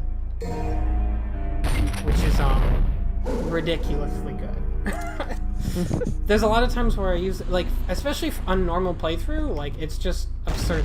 It knocks everything down, and then you can shoot it again, and it knocks them down again. So, like, there's no reason not to use it, basically, on normal. On hard, there's a few enemies that are better with the shotgun, but... Stunlock cannon. But basically, sorry, so, you know, the intro's pretty cool, and Dante's pretty cool in it, but then you get to the island, and it's kind of slow and moody. Like, your first time through, when the game first came out, you didn't really know what to expect. And, you know, like, you fight the puppets, and it's kind of cool, but, like, the game keeps getting ominous and shit.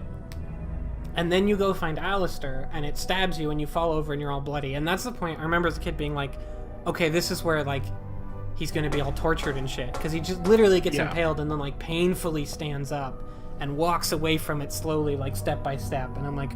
I was sort of assuming, oh, this is the tortured soul. He's a...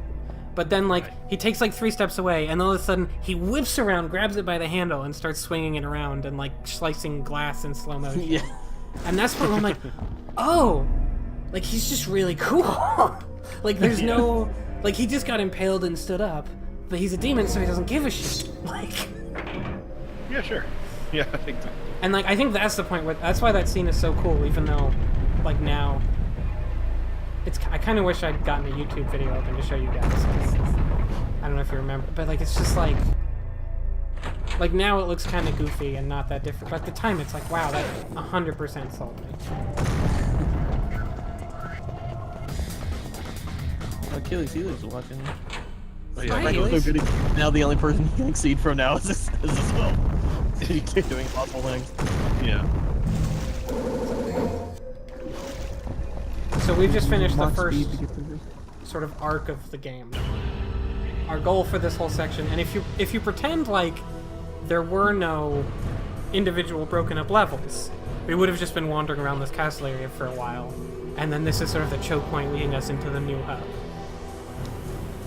But since they're all split up into levels, it doesn't need to be set up that way.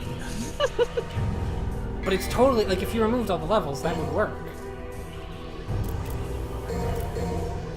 And it would also be very Resident Evil.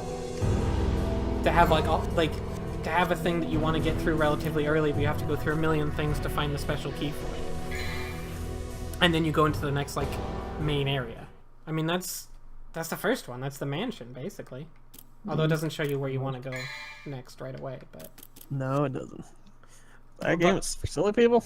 But you sort of like crisscross over yourself for a while, and then you go to the next area where you crisscross over yourself for a while.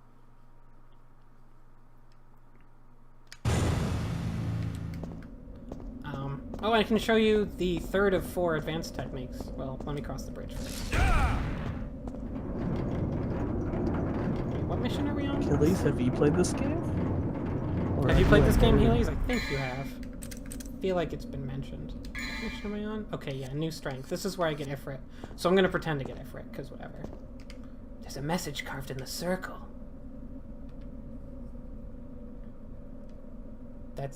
You can go there. So the third advanced technique in this game is grenade rolling. Ordinarily, to do a grenade, you have to do this, and then you can fire another. But you can interrupt with pretty much anything, including a roll. So this is really stupid. That you can do it. It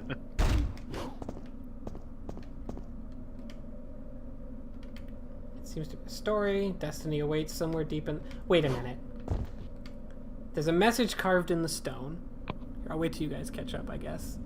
But it... It seems to be a story of some kind.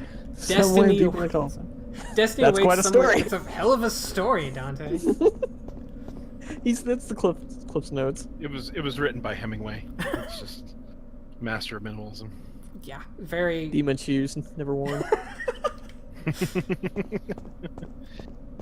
And this is where we... Sorry, go. The last half demon, half human on Earth is in a room, and then someone knocks on the door. It's just one of the not half demon, half humans. Yeah, it's not... I didn't say it was a good story. It's editing. I mean, isn't this how the story starts, basically? To be honest. Yeah. Yeah, pretty much. But you know, you playing this, I think maybe you realize what I like so much about Devil May Cry. I mean, I'm not like a super fan, but I enjoy it, and I'm enjoying watching you play. But what I like about it is that so much stuff that's like this it's a bunch of executives in a room that's like, all right, what do the kids think are cool? Mm-hmm. And so it's like them trying to be cool.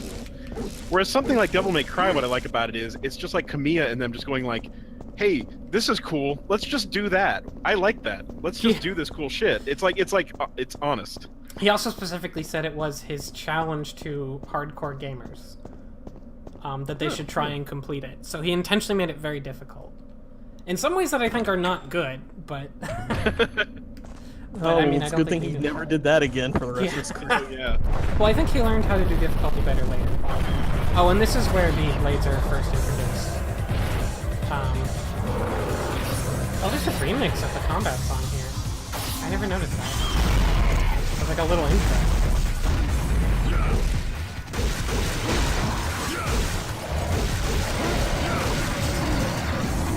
So the grenade is amazing against these dudes because it staggers them. And you can pretty much just, like, just grenade them forever as I'm going to do for this fight.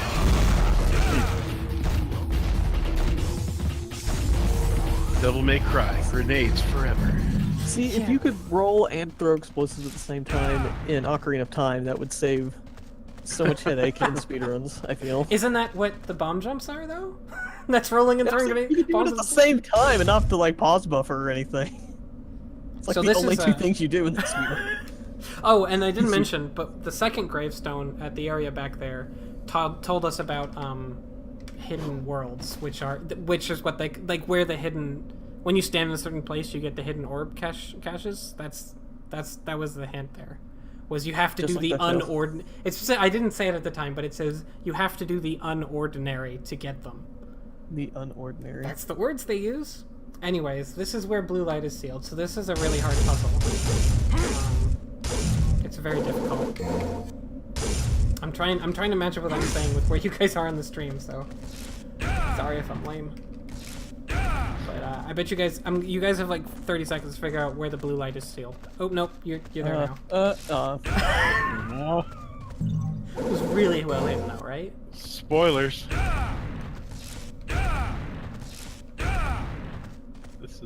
This is where the blue light lives. Oh yes, that's right. That's right, it happens later. I was waiting for something to happen, but it's not happening. Okay, so this room is just a billion of these dudes, but we're gonna fight them here and make it 2D. Yellow orb looks like somebody who just shat himself.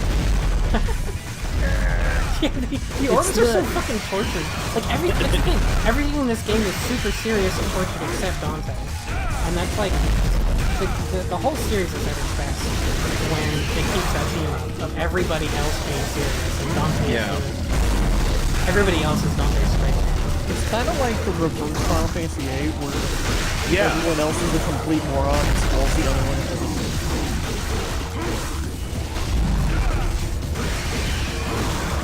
So the echo on this grenade launcher is amazing. Oh, it's such a good sound.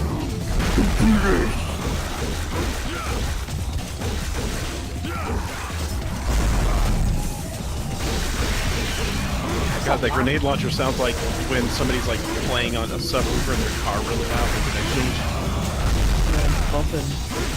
Devil May Cry.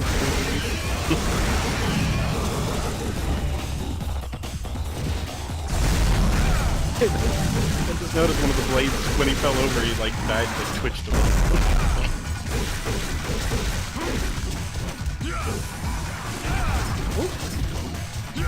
One thing about the grenade launcher is you can't shoot it in midair, and that's pretty much the thing that shot me. Oh, I forgot to show you guys the secret technique. I don't think the game might tell you this in the manual, but it doesn't tell you anywhere in game.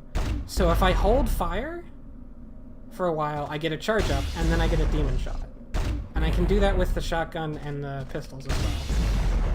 And it basically shoots one shot of that as if I was in Devil Trigger. When I'm in Devil Trigger, it always shoots shots like that. It's a lot better in other games. In this game, it sucks because you also have to stay locked on the whole time because it doesn't recognize a fire input if you're not locked on or in midair. So that means you pretty much have to stay very, very slowly moving the entire time. Oh, this is great. So you probably can't hear it because you have it muted, but one dude just spawned in.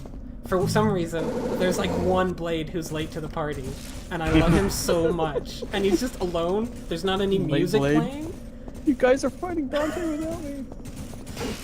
Hey guys, let's get it, guys! Ah, shit.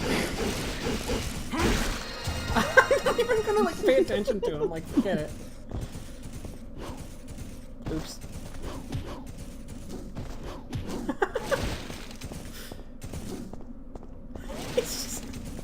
He just really wants to be part of the party. Hey, come on! Fight me! Anyway, so this jumping puzzle is actually pretty tolerable because you pretty much just have to hold towards the platform and you'll jump the exact right distance. Although I did screw it up once, as you can see. But it's pretty tolerable, and then you get up here, and your first time through, Ifrit would be here, and a cutscene would play that's pretty boring, where the gloves fly around, and then you look at them, and it's like the god of fire has put his power in these gloves, and you'll regret putting them on because it'll burn the foolish. And so then a cutscene plays where they fly around and go on your hands, and Dante looks like he's in pain, and that's it. Yeah. That's the thing. Anyways, see ya. I'm gonna leave the blade alive. I like how when you were going up, the blade was like running towards you, like, I'm gonna get you! It's my chance! It's my chance! Where are you going? Man, I really am ahead of you guys. Anyways, so this is Griffin. You'll probably want to unmute for this. He's cool. Oh yeah, I like the design. He's my favorite of the guys. Are you the human, the son of Sparta who challenges the darkness for this? He's a Block bird. off, Featherface. Or He's you can four stick birds. around and find out the hard way. If you look. Yeah, he's a bunch of birds.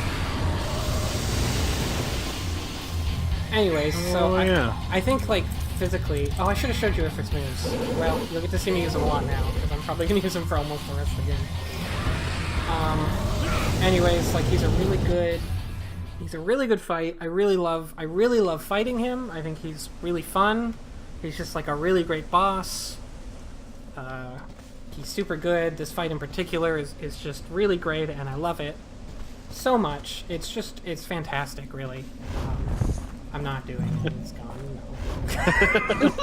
I'm not. Right. The game lets you avoid fighting him just completely, and I'm definitely going to take that because although he's my favorite design, holy shit, he's the worst to fight. He's the absolute worst.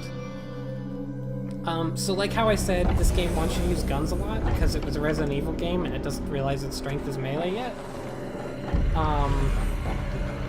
He's the boss you fight with guns. And it's awful. And it mostly consists of mashing the shoot button with your pistols or your grenade for a really long time and avoiding attacks until you get bored and it kills you.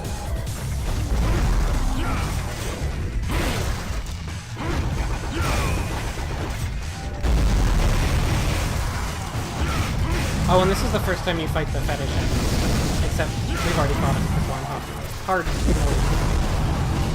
but this would ordinarily be. Fetish enemies yelling fetish shit out. Carry me on your shoulders and also pee on me! I mean, I get why they're called fetish, but even as a kid playing this game, the sexual meaning of fetish was a lot more known to me than the sort of magical total meaning of fetish, so I did not understand. I sort of thought it was like a Deadly Sins thing, like... Oh, yeah.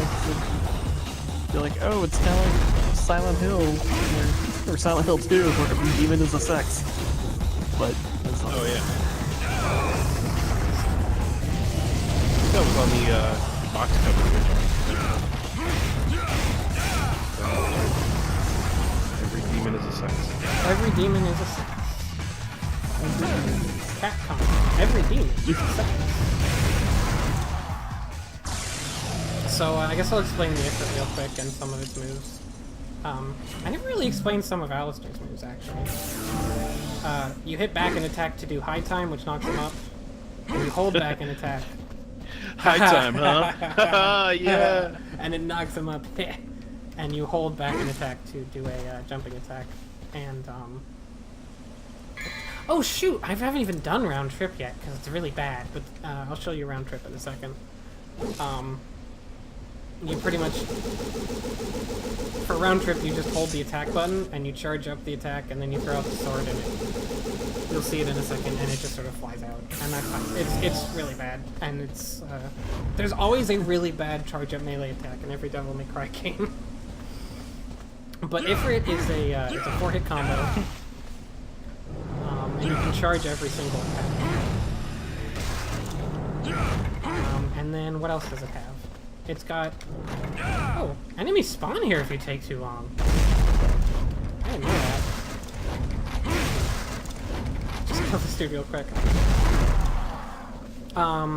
You've got a forward kick, and you've got a backwards uppercut, which does crazy damage if you charge it, and then you've got a jump. Your jump attack is an attack, too, which is really important for combos. And helps stun enemies. Like, just jumping is an attack with it. And your jump kick is a dive kick. And then it's got 2 moves that you can only do in Devil Trigger.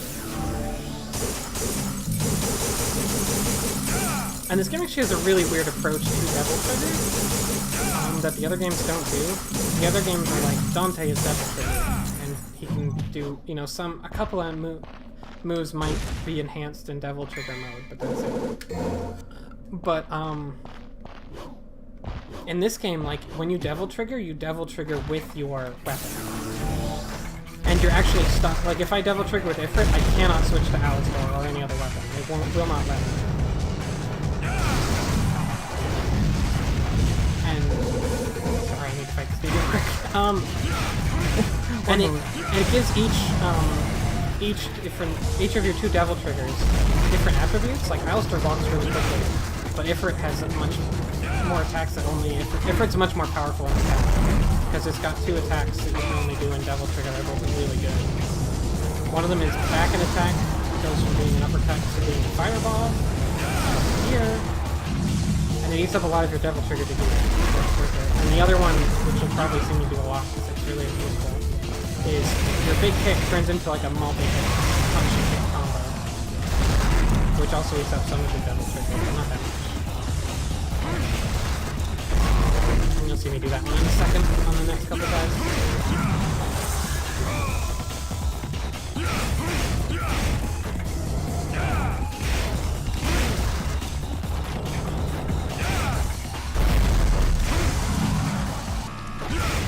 But if it's actually got...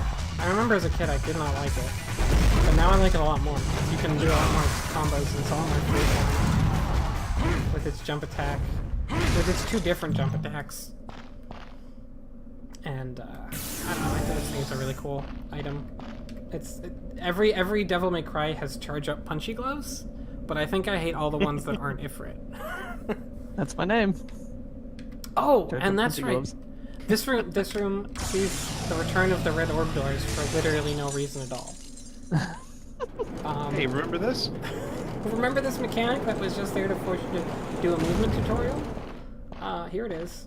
And we're just going to take 200 orbs from you, and that's it.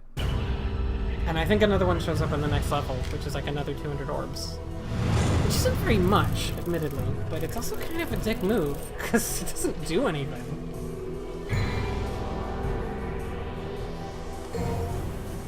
Devil May Cry. Kind of a dick move?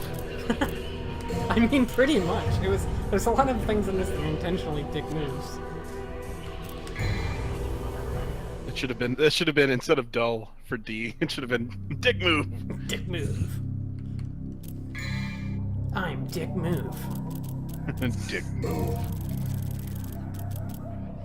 Like, a dick move is that everything costs a bit, like... This is my 3rd playthrough, and I even farmed a little bit, and I'm still not fully powered up. And I didn't buy any extra items at all. Like, I never buy anything but power-up items or power-up moves. And I'm still, like, it's really brutal. And in normal mode, things cost probably too much. But then you go straight into hard. You don't get to choose your difficulty next. You're forced to go into hard right away. And then once you beat hard, you can choose your difficulty for your 3rd playthrough. And on hard, everything costs like 2.5 times as much. Just so that you have to grind even harder. So like if you don't get the good upgrades on your normal, then you go into hard and you don't have any of the moves, and you're just like screwed. And you can't, like, double jump and like Stinger, you need those, or there's enemies you just can't fight, and they cost $1 billion. It's just what a dick move. Dick move. Dick move for sure. Dick trigger. Oh, that's right. I forgot to. While round trip is out, you have Ifrit's 4-hit combo, but it's just normal punches and kicks, and it's really fun because it barely does any damage. What? He turned to hit me. That's gonna look embarrassing in a second on the screen. Anyways, the gimmick of this level, it's a riddle of some kind. Is the Valley of the Mist, which you start by going and talking to this sign here. And basically the light will try and go down one of the paths, which is the right path, but it won't be able to make it because it'll go into the nearest enemy instead. So you have to kill whatever enemy it goes into. And yeah, it's one of the few gimmick levels in this game that is actually like a good gimmick. Mostly, I think they are not very good.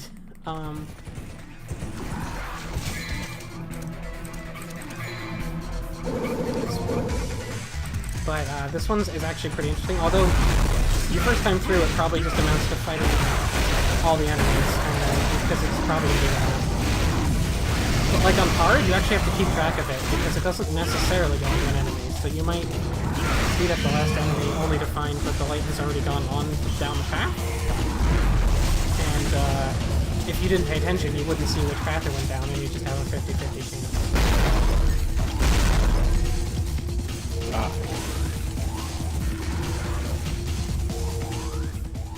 But it's pretty neat. It's a good harbinger of the gimmick levels to come that are much better in 3 and 4. Did they put that on the box? Now with better gimmicks. I mean, they could. That would have been a good selling point.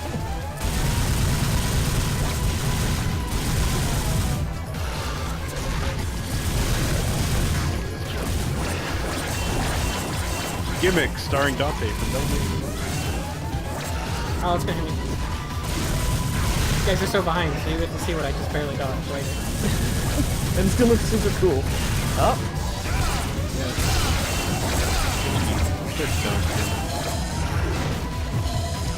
So now just search your whole body and fly around. It's the real dogs. I poke you with my face.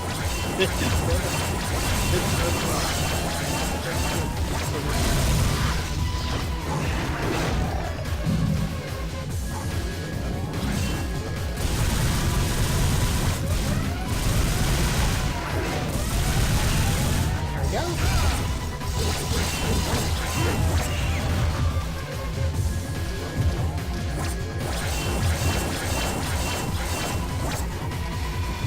What if we took that SpongeBob meme of the fish guy stretching his face out? SpongeBob stole it from this. Really? Oh yeah, that's If you true. think about it. Everyone knows that SpongeBob is a thinly veiled ripoff of Devil May Cry.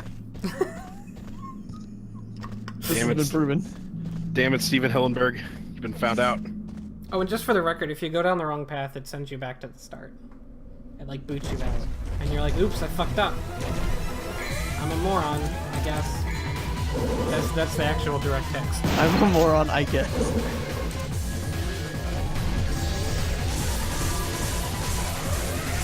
So, these are the first time you fight the, I don't remember what these are even called. Hold on, I need to find out what they're called. Although you won't see it for a second. Are they called what I think they're called? Oops, I skipped them. You gotta look it up because they're spiders. Oh, right, they're called Cyclops, but the Greek spelling of it.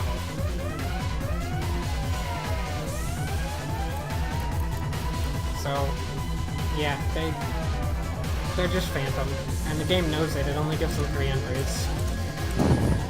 Like, the game does, in a very sort of, I feel like Resident Evil style, but maybe it's not that Resident Evil. Maybe it's just Capcom in general. They really go out of their way to justify the abilities.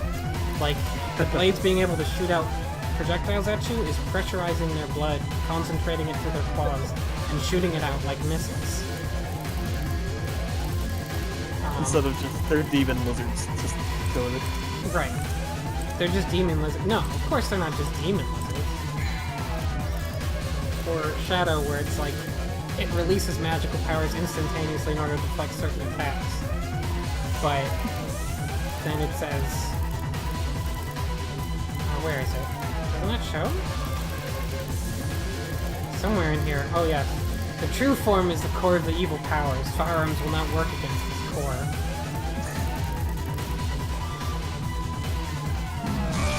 Okay, slow down. Where am I? What is this camera? Please? Jesus. Like, I literally know where all the camera angles in this game are, and it's still fucking so bad.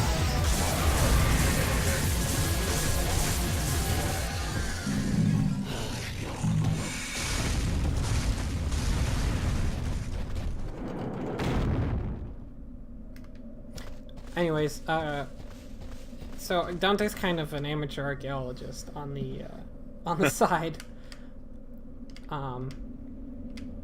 which you'll see as he examines these statues here.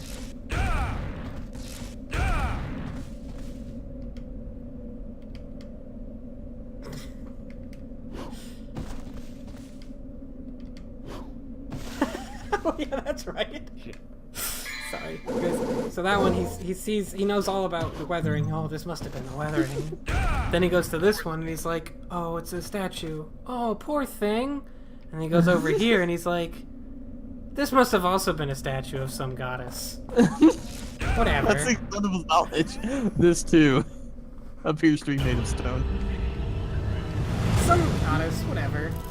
I love how you, like, right after you look at that, it's like, this must have been a statue of a goddess. Poor thing. Whee! Gun stab. Sword stab. Yeah, that was definitely left over from the Resident Evil iteration of it. Yeah, I was just about to Everyone's say. got a dumbass comment about anything they see in the Ooh, houses in Resident Fatty Bobatty drew Gunbat, and I love it. Evil. Oh. Oh my god, that's awesome. On this. The Wesker glasses are really good. Gunbat. The bat what guns? What was my favorite canceled Resident Evil 4? My favorite canceled Resident Evil 4 was the one where the hook guy comes after you, which was apparently so bad that the guy who was working on it has apologized after the fact for ever working on it. But it's not like it was inflicted on anyone. He literally, like, he wrote it, he said, like, in an interview, he was like, I apologize for it. I feel really bad about it, because it's so bad, and I had to call in Mikami to fix it. I think it was Mikami.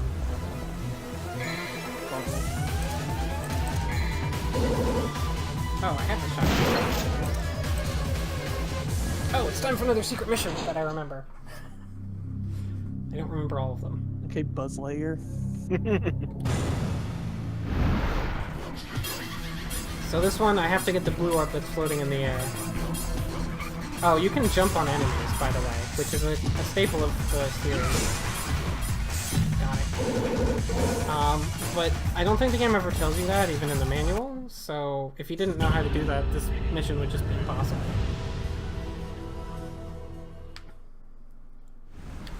But thankfully I do. In later games, you can use the jump off enemies to cancel attacks, but in this game that only works with one attack, and that's the shotgun, which I will try and show later.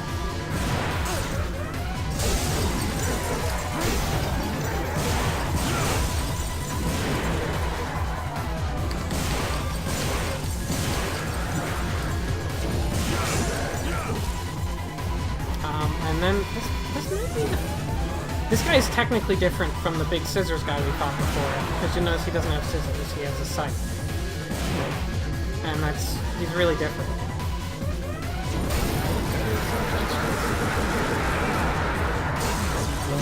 There's actually two versions of each, of the small ghost and of the big ghost. And with scissors and scythe each. And they're not really very different. I still don't really know what the difference between Sin Scissors and Sin Scythe is at all. At least this dude has more health. This dude has more health, is a bit more aggressive. And he's got little vortexes on the ground, and if you step on them, then you get launched in the air and he can attack you and make it start.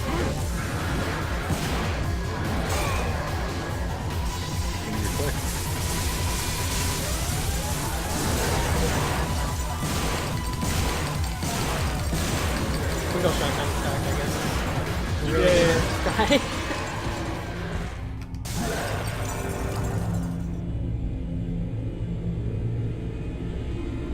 Oop, missed that.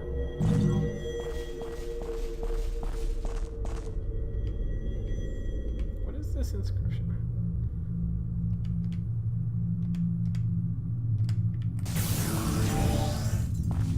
So yeah, beating him generates that platform, which, like, that platform does literally nothing, and I don't know why it exists. You don't need it. Anywhere it takes you, you can get, even without double mid-air jump. The demons use it. Very lazy. And he's with, like, the gatekeeper of it? Maybe he knew it was useless, but, like, he really didn't want to admit that he was, like, shifted over to that job. Anyways, so this is why it's really fun that jump is an attack and you can jump off enemies.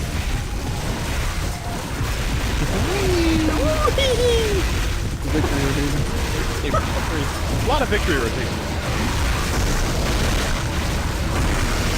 Oh, this big fire attack that I'm gonna do in a moment is something you can only do in Devil. It eats up tons of your Devil Trigger, but it's ridiculously powerful. But first I'm gonna Chun-Li on their heads a bit. And surprise! There's more.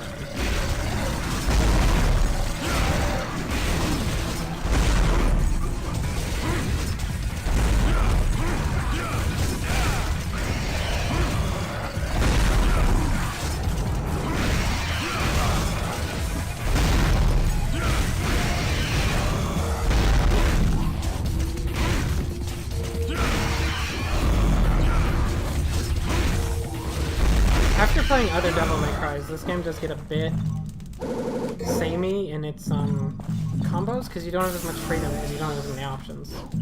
But the Ifrit is gives you a lot more options. It's surprising to me. The rotating variety. Also, beating all the enemies there gets you the yellow orb. Or get you the blue orb, I should say.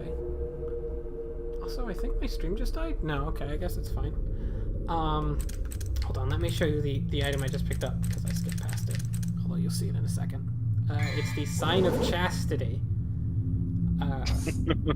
Sure. You're already streaming video games. So. Yeah. Which I guess is like a brain connected to another brain in Crystal.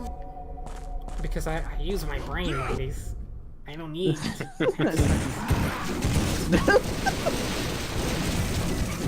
Also,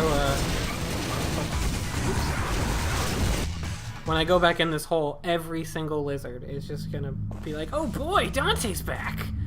Let's all jump up to meet him! I love that guy. Let's kill him. There's a couple. There's at least one yellow orb in here, right? Yeah, it's over there. It's over this way. There it is. Oh, I remember that. Over here.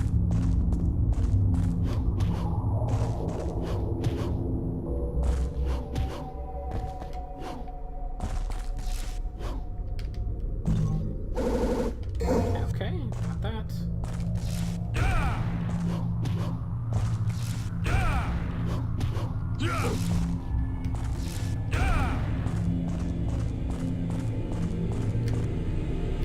So... Oh, I didn't mention, but one neat thing that isn't... It is said somewhere, but it's kind of a neat... So for most weapons, to switch between them, you have to go into the menu. But and if you click in the R3 button, you do a little quick switch. Which you'll see in a sec, which comes with a little bit of animation, which is really handy. It's a neat little thing. You can't... It's hard to do in the middle of battle because it comes with animation, so it's always worse, but it's an option. Anyways, so you use the Sign of Chastity, and you get the Holy Grail. Oh yeah, it's much easier than other people made it out to be. By which I mean the chalice, the cup which held the blood of the divine dead. But then, I guess someone put in a trap that closes the door shut with brick that matches the wall? Because you gotta have it, be flush with the wall. Of course.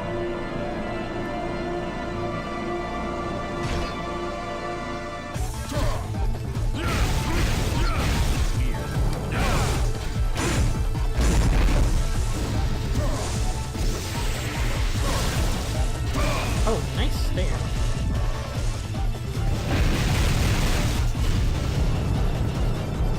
So this dude, I think, is way more fun and easy to fight with Everett, even though you're kind of supposed to sword fight him. By sword fight, you can punch him with fire hands. And Everett has a really good combo with the grenade launcher, where you can shoot the grenade launcher and immediately cancel into the kick, and it generates a lot of devil trigger against him, and it's just a really good damage dealer in general.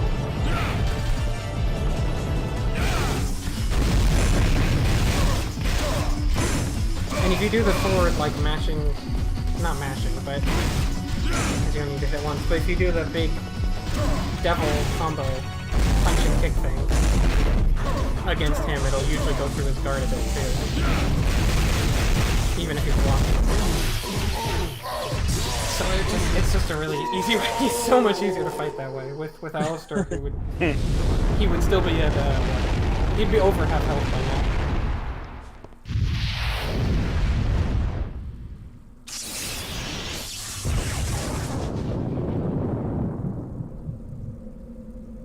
And then the dude dissipates into lightning, because...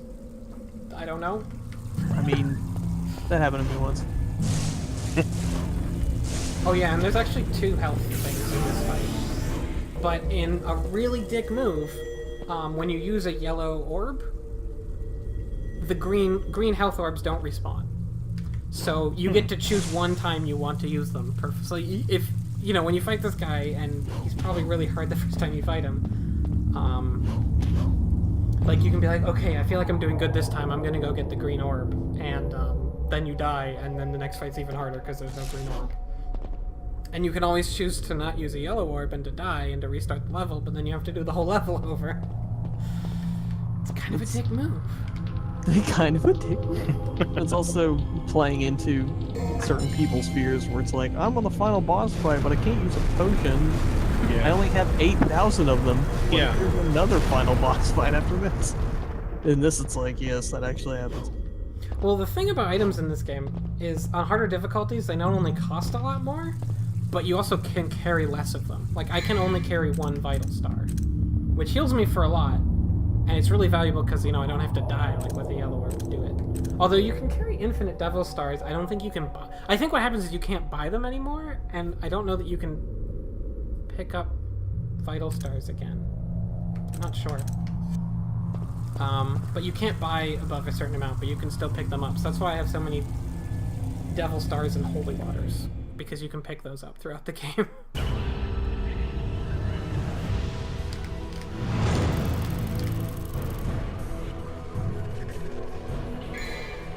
And another thing is I don't think using items in this game affects your ranking at all, which is really weird, because you can... Holy water will take off, like, most bosses, it'll take off 1/3 of their health or more, and it'll just kill any enemies. And Vital Star gives you a whole nother health bar, and so you just, if you have the money saved up, you can use it, and no penalty. So, I think I'm going to beat this level, and that'll be a good place to call it for the night. Okay. Oh, underwater controls. Right. Everybody's favorite part of this game? It's a different part of every game, really, when you think about it. Oh, ghost ship. Ding, ding, ding, ding, ding, ding, ding, ding.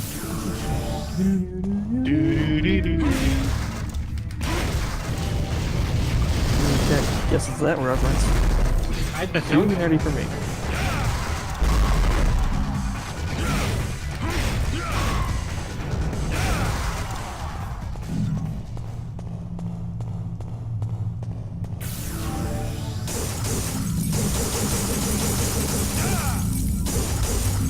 So we get to go fight pirates, ghosts. Just kidding, that would be cool. I wish we did. No, I think we're fighting the same puppet guys again.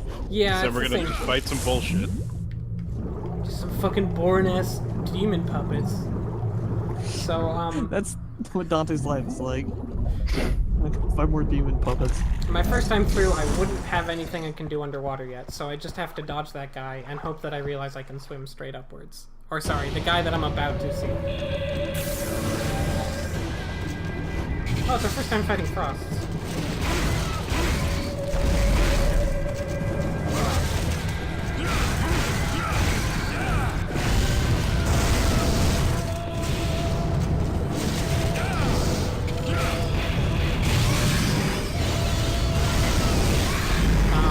So, frosts are pretty cool, actually, although you're kind of limited. You can't charge your attacks against them ever, and you can't use any weapons but Ifrit against them, or you're making a mistake. But, Oh yeah, these are guys you fought earlier. because they just don't get staggered by anything else, and they'll just armor through your attacks. Oh, and you saw that dude encase himself in ice? You can actually knock off bits of his armor, but he can regenerate them and some of his health. If you leave him in the ice thing, he'll get full health, but if you knock him out early, he doesn't get any back. So that's nice. And the Grand Bruce fight, Beautiful Joe, basically. pretty much. And lying right here would be the needle gun, which is our underwater weapon. And it's really good. And I bet you're thinking, this game probably needs to have, like, first-person sections. And you're right, it does. Oh good! That's exactly what I was thinking. But actually, we won't see those till next time. Oh. First, we've got to do... Oh, that's right. Don't worry, though. If you're thinking, like, oh, darn, we don't get to see the really bad part of this game right now. That's what I was disappointed me. Because, like, don't worry. First, we get to jump around in the rigging a little bit, though. Because it's over here. Item I want. Which I think you can only get by jumping from here. Yeah.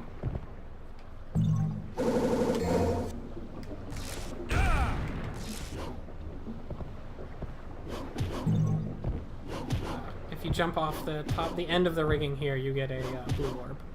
Oops. God, these jumps are so bad. You don't like just rocketing straight and up into the sky? Ice climber style? During platforming stations? Yeah, it's very old school to have a jump where it's just like, this is your jump, and your arc is predetermined, and your height is predetermined, and you can't change it. Like, okay. Oh no, this isn't the really bad part. The bad part's at the next level. So we'll start out our next time playing with just the worst shit in the world. Yay!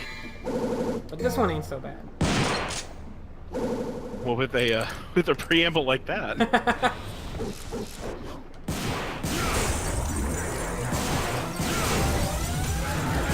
This may actually be the first time we fight a death side. I'm not sure. I think it is. And before that, we've only fought Death's sisters. I've come here to interrupt your stream. Hey, we're about to end it. You're just in time. I've come here to interrupt the ending of your stream. Oh, Boots, what are your thoughts on Devil May Cry?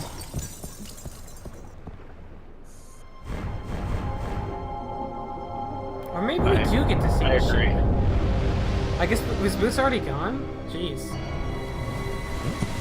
No, he's still here. Boobs Ranger is here. Ranger. But that means actually I measure the distance between boobs. That's what that math degree's for, isn't it? But like not between one person's boobs, it's just between like Between like different boobs, any boobs, Yeah, any two boobs. yeah.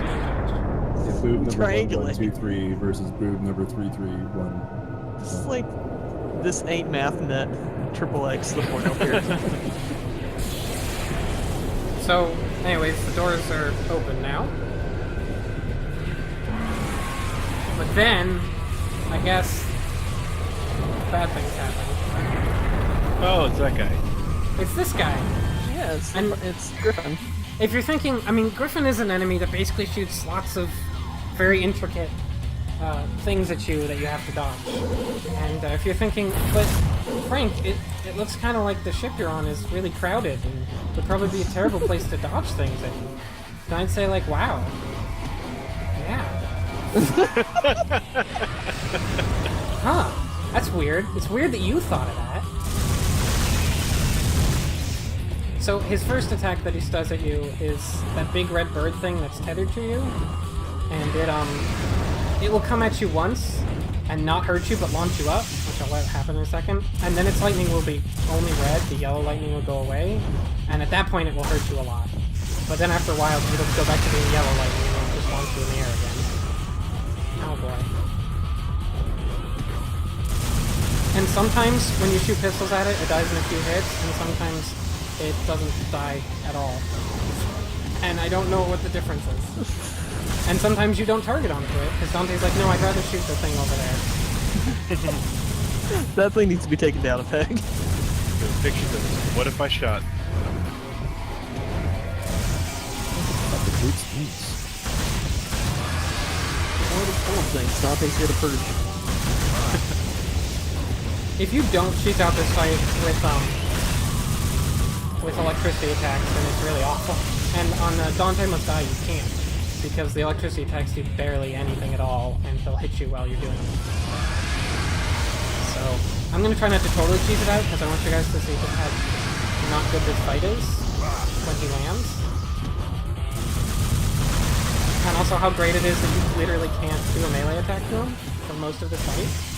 I think I remember this taking me quite some time to do this the first time. Yeah, as far as I can tell, the intended way to do it is either cheese him with lightning, or if you don't want to do that, or you're on Dante Must Die, where your lightning attacks do nothing at all. You literally just have to shoot him with pistols until he decides to land.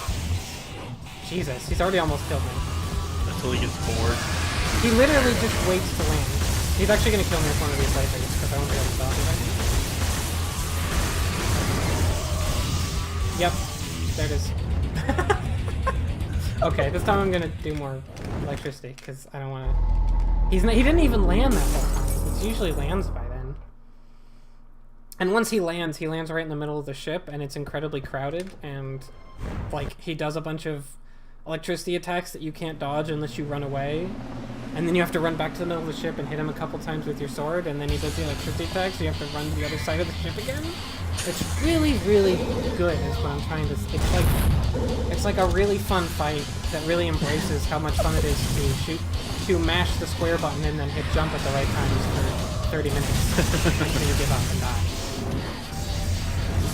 Kind of want to look up the run, too. I want to see what they actually... I feel like they probably just use their holy water on them, unless they're doing no items. Yeah, that seems like that would be good. In which case they just do the electricity. Like,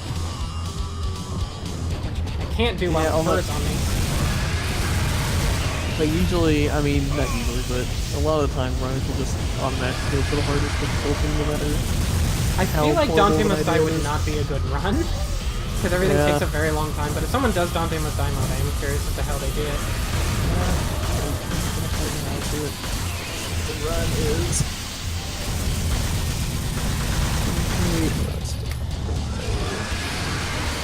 Now, there's no way you haven't covered this, but as somebody coming in at this time, you are...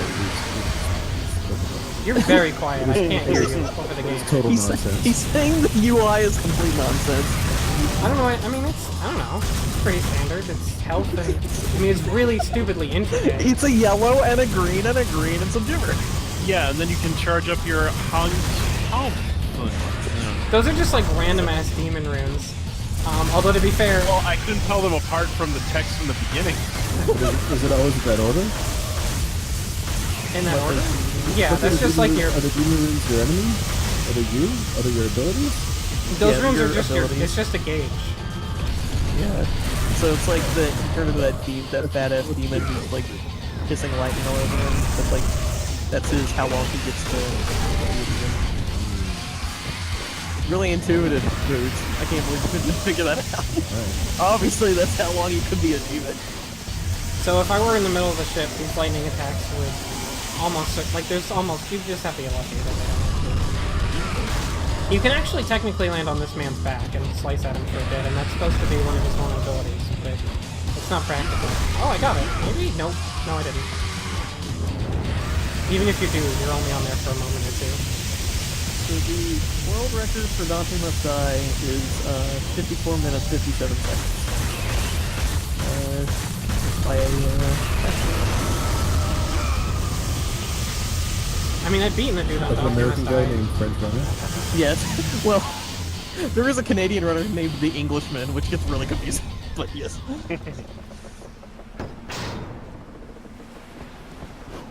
There. It took forever for me to do it on because like, you'll notice I took probably more than 3/4 of his health with the lightning attack. If that does no damage, then you just have to... It's just the worst. It's just the worst. It's the worst, and I hate it, and I really like Griffin's character, because he's the only demon that's really interesting, but...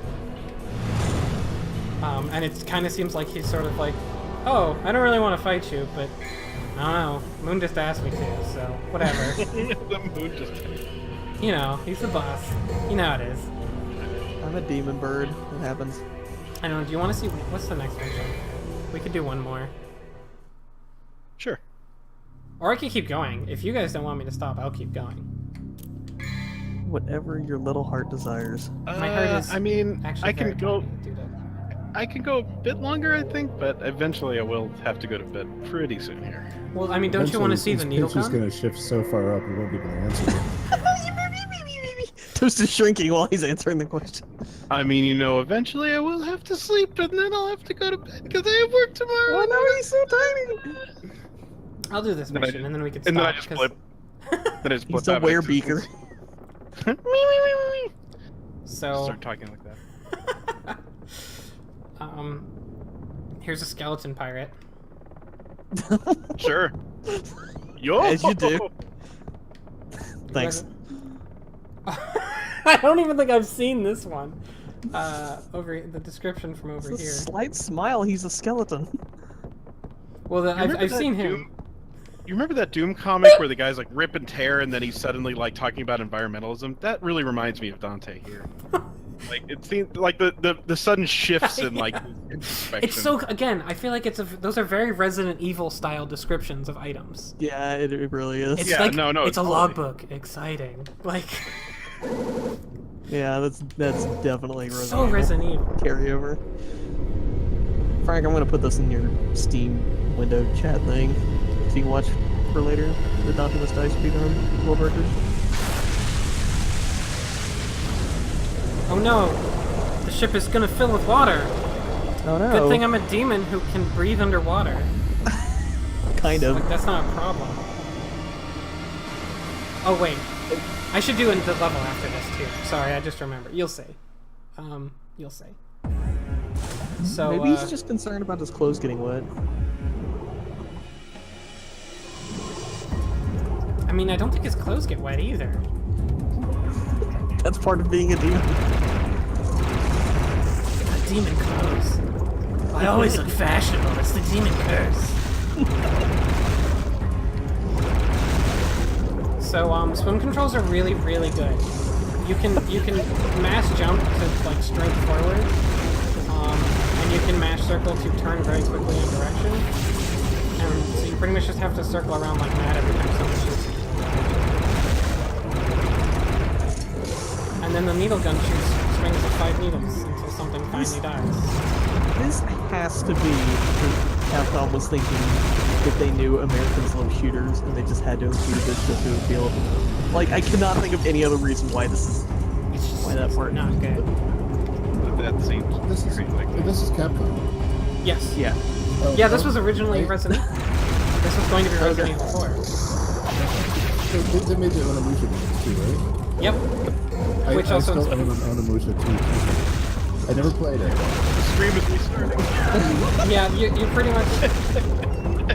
Well, time to go back to level 1, guys.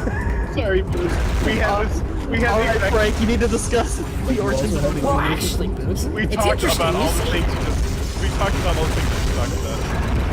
Okay, sure. What's on your Onimusha shirt? I think it's just a logo. I worked at a video game store, and I got a lot of swag from like they you know, it would always be like you know, if you pre-ordered you get the shirt. So the games that weren't that popular weren't super popular for pre-orders. I just ended up with the shirt. So I've got Onimusha t-shirt, I've got a Fallout Tactics shirt. I've got a Halo 3 shirt. That's Took your Hitman job. Coincidentally, you don't have Hitman shirt now. Those were Halo job. I felt it would have been too on the nose. Well, the funny thing about that is, that, like during my Hitman job, I was posing as a worker at an electronics boutique, and Hitman was on pre-order at the time, but they were all T-shirts were sold out, so I didn't get one. I can't wear this, they'll spot me unless I'm hiding in plain sight. So you're there just standing by the standee of all the Hitman games, you're just pulling out your collar like, ooh. Hope nobody finds me out. What kind of like, who would put a hit out on like a sad nerd that's going to get a pre-ordered game? I have to wonder now. Oh, and this is another bit where you're not in a level. I think the next level might be really long, so maybe we should call it here. I'm kind of in between missions right now. Don't think less of me. It's the economy, man. I'm still looking. I'm still, yeah. So yeah, it might be best to call it here, because I think this next mission is a very long one. Because it actually has 2 names, and I think it was maybe 2 missions. There was a whole lot of like, this game was held together with like duct tape and gum. Yeah, it's...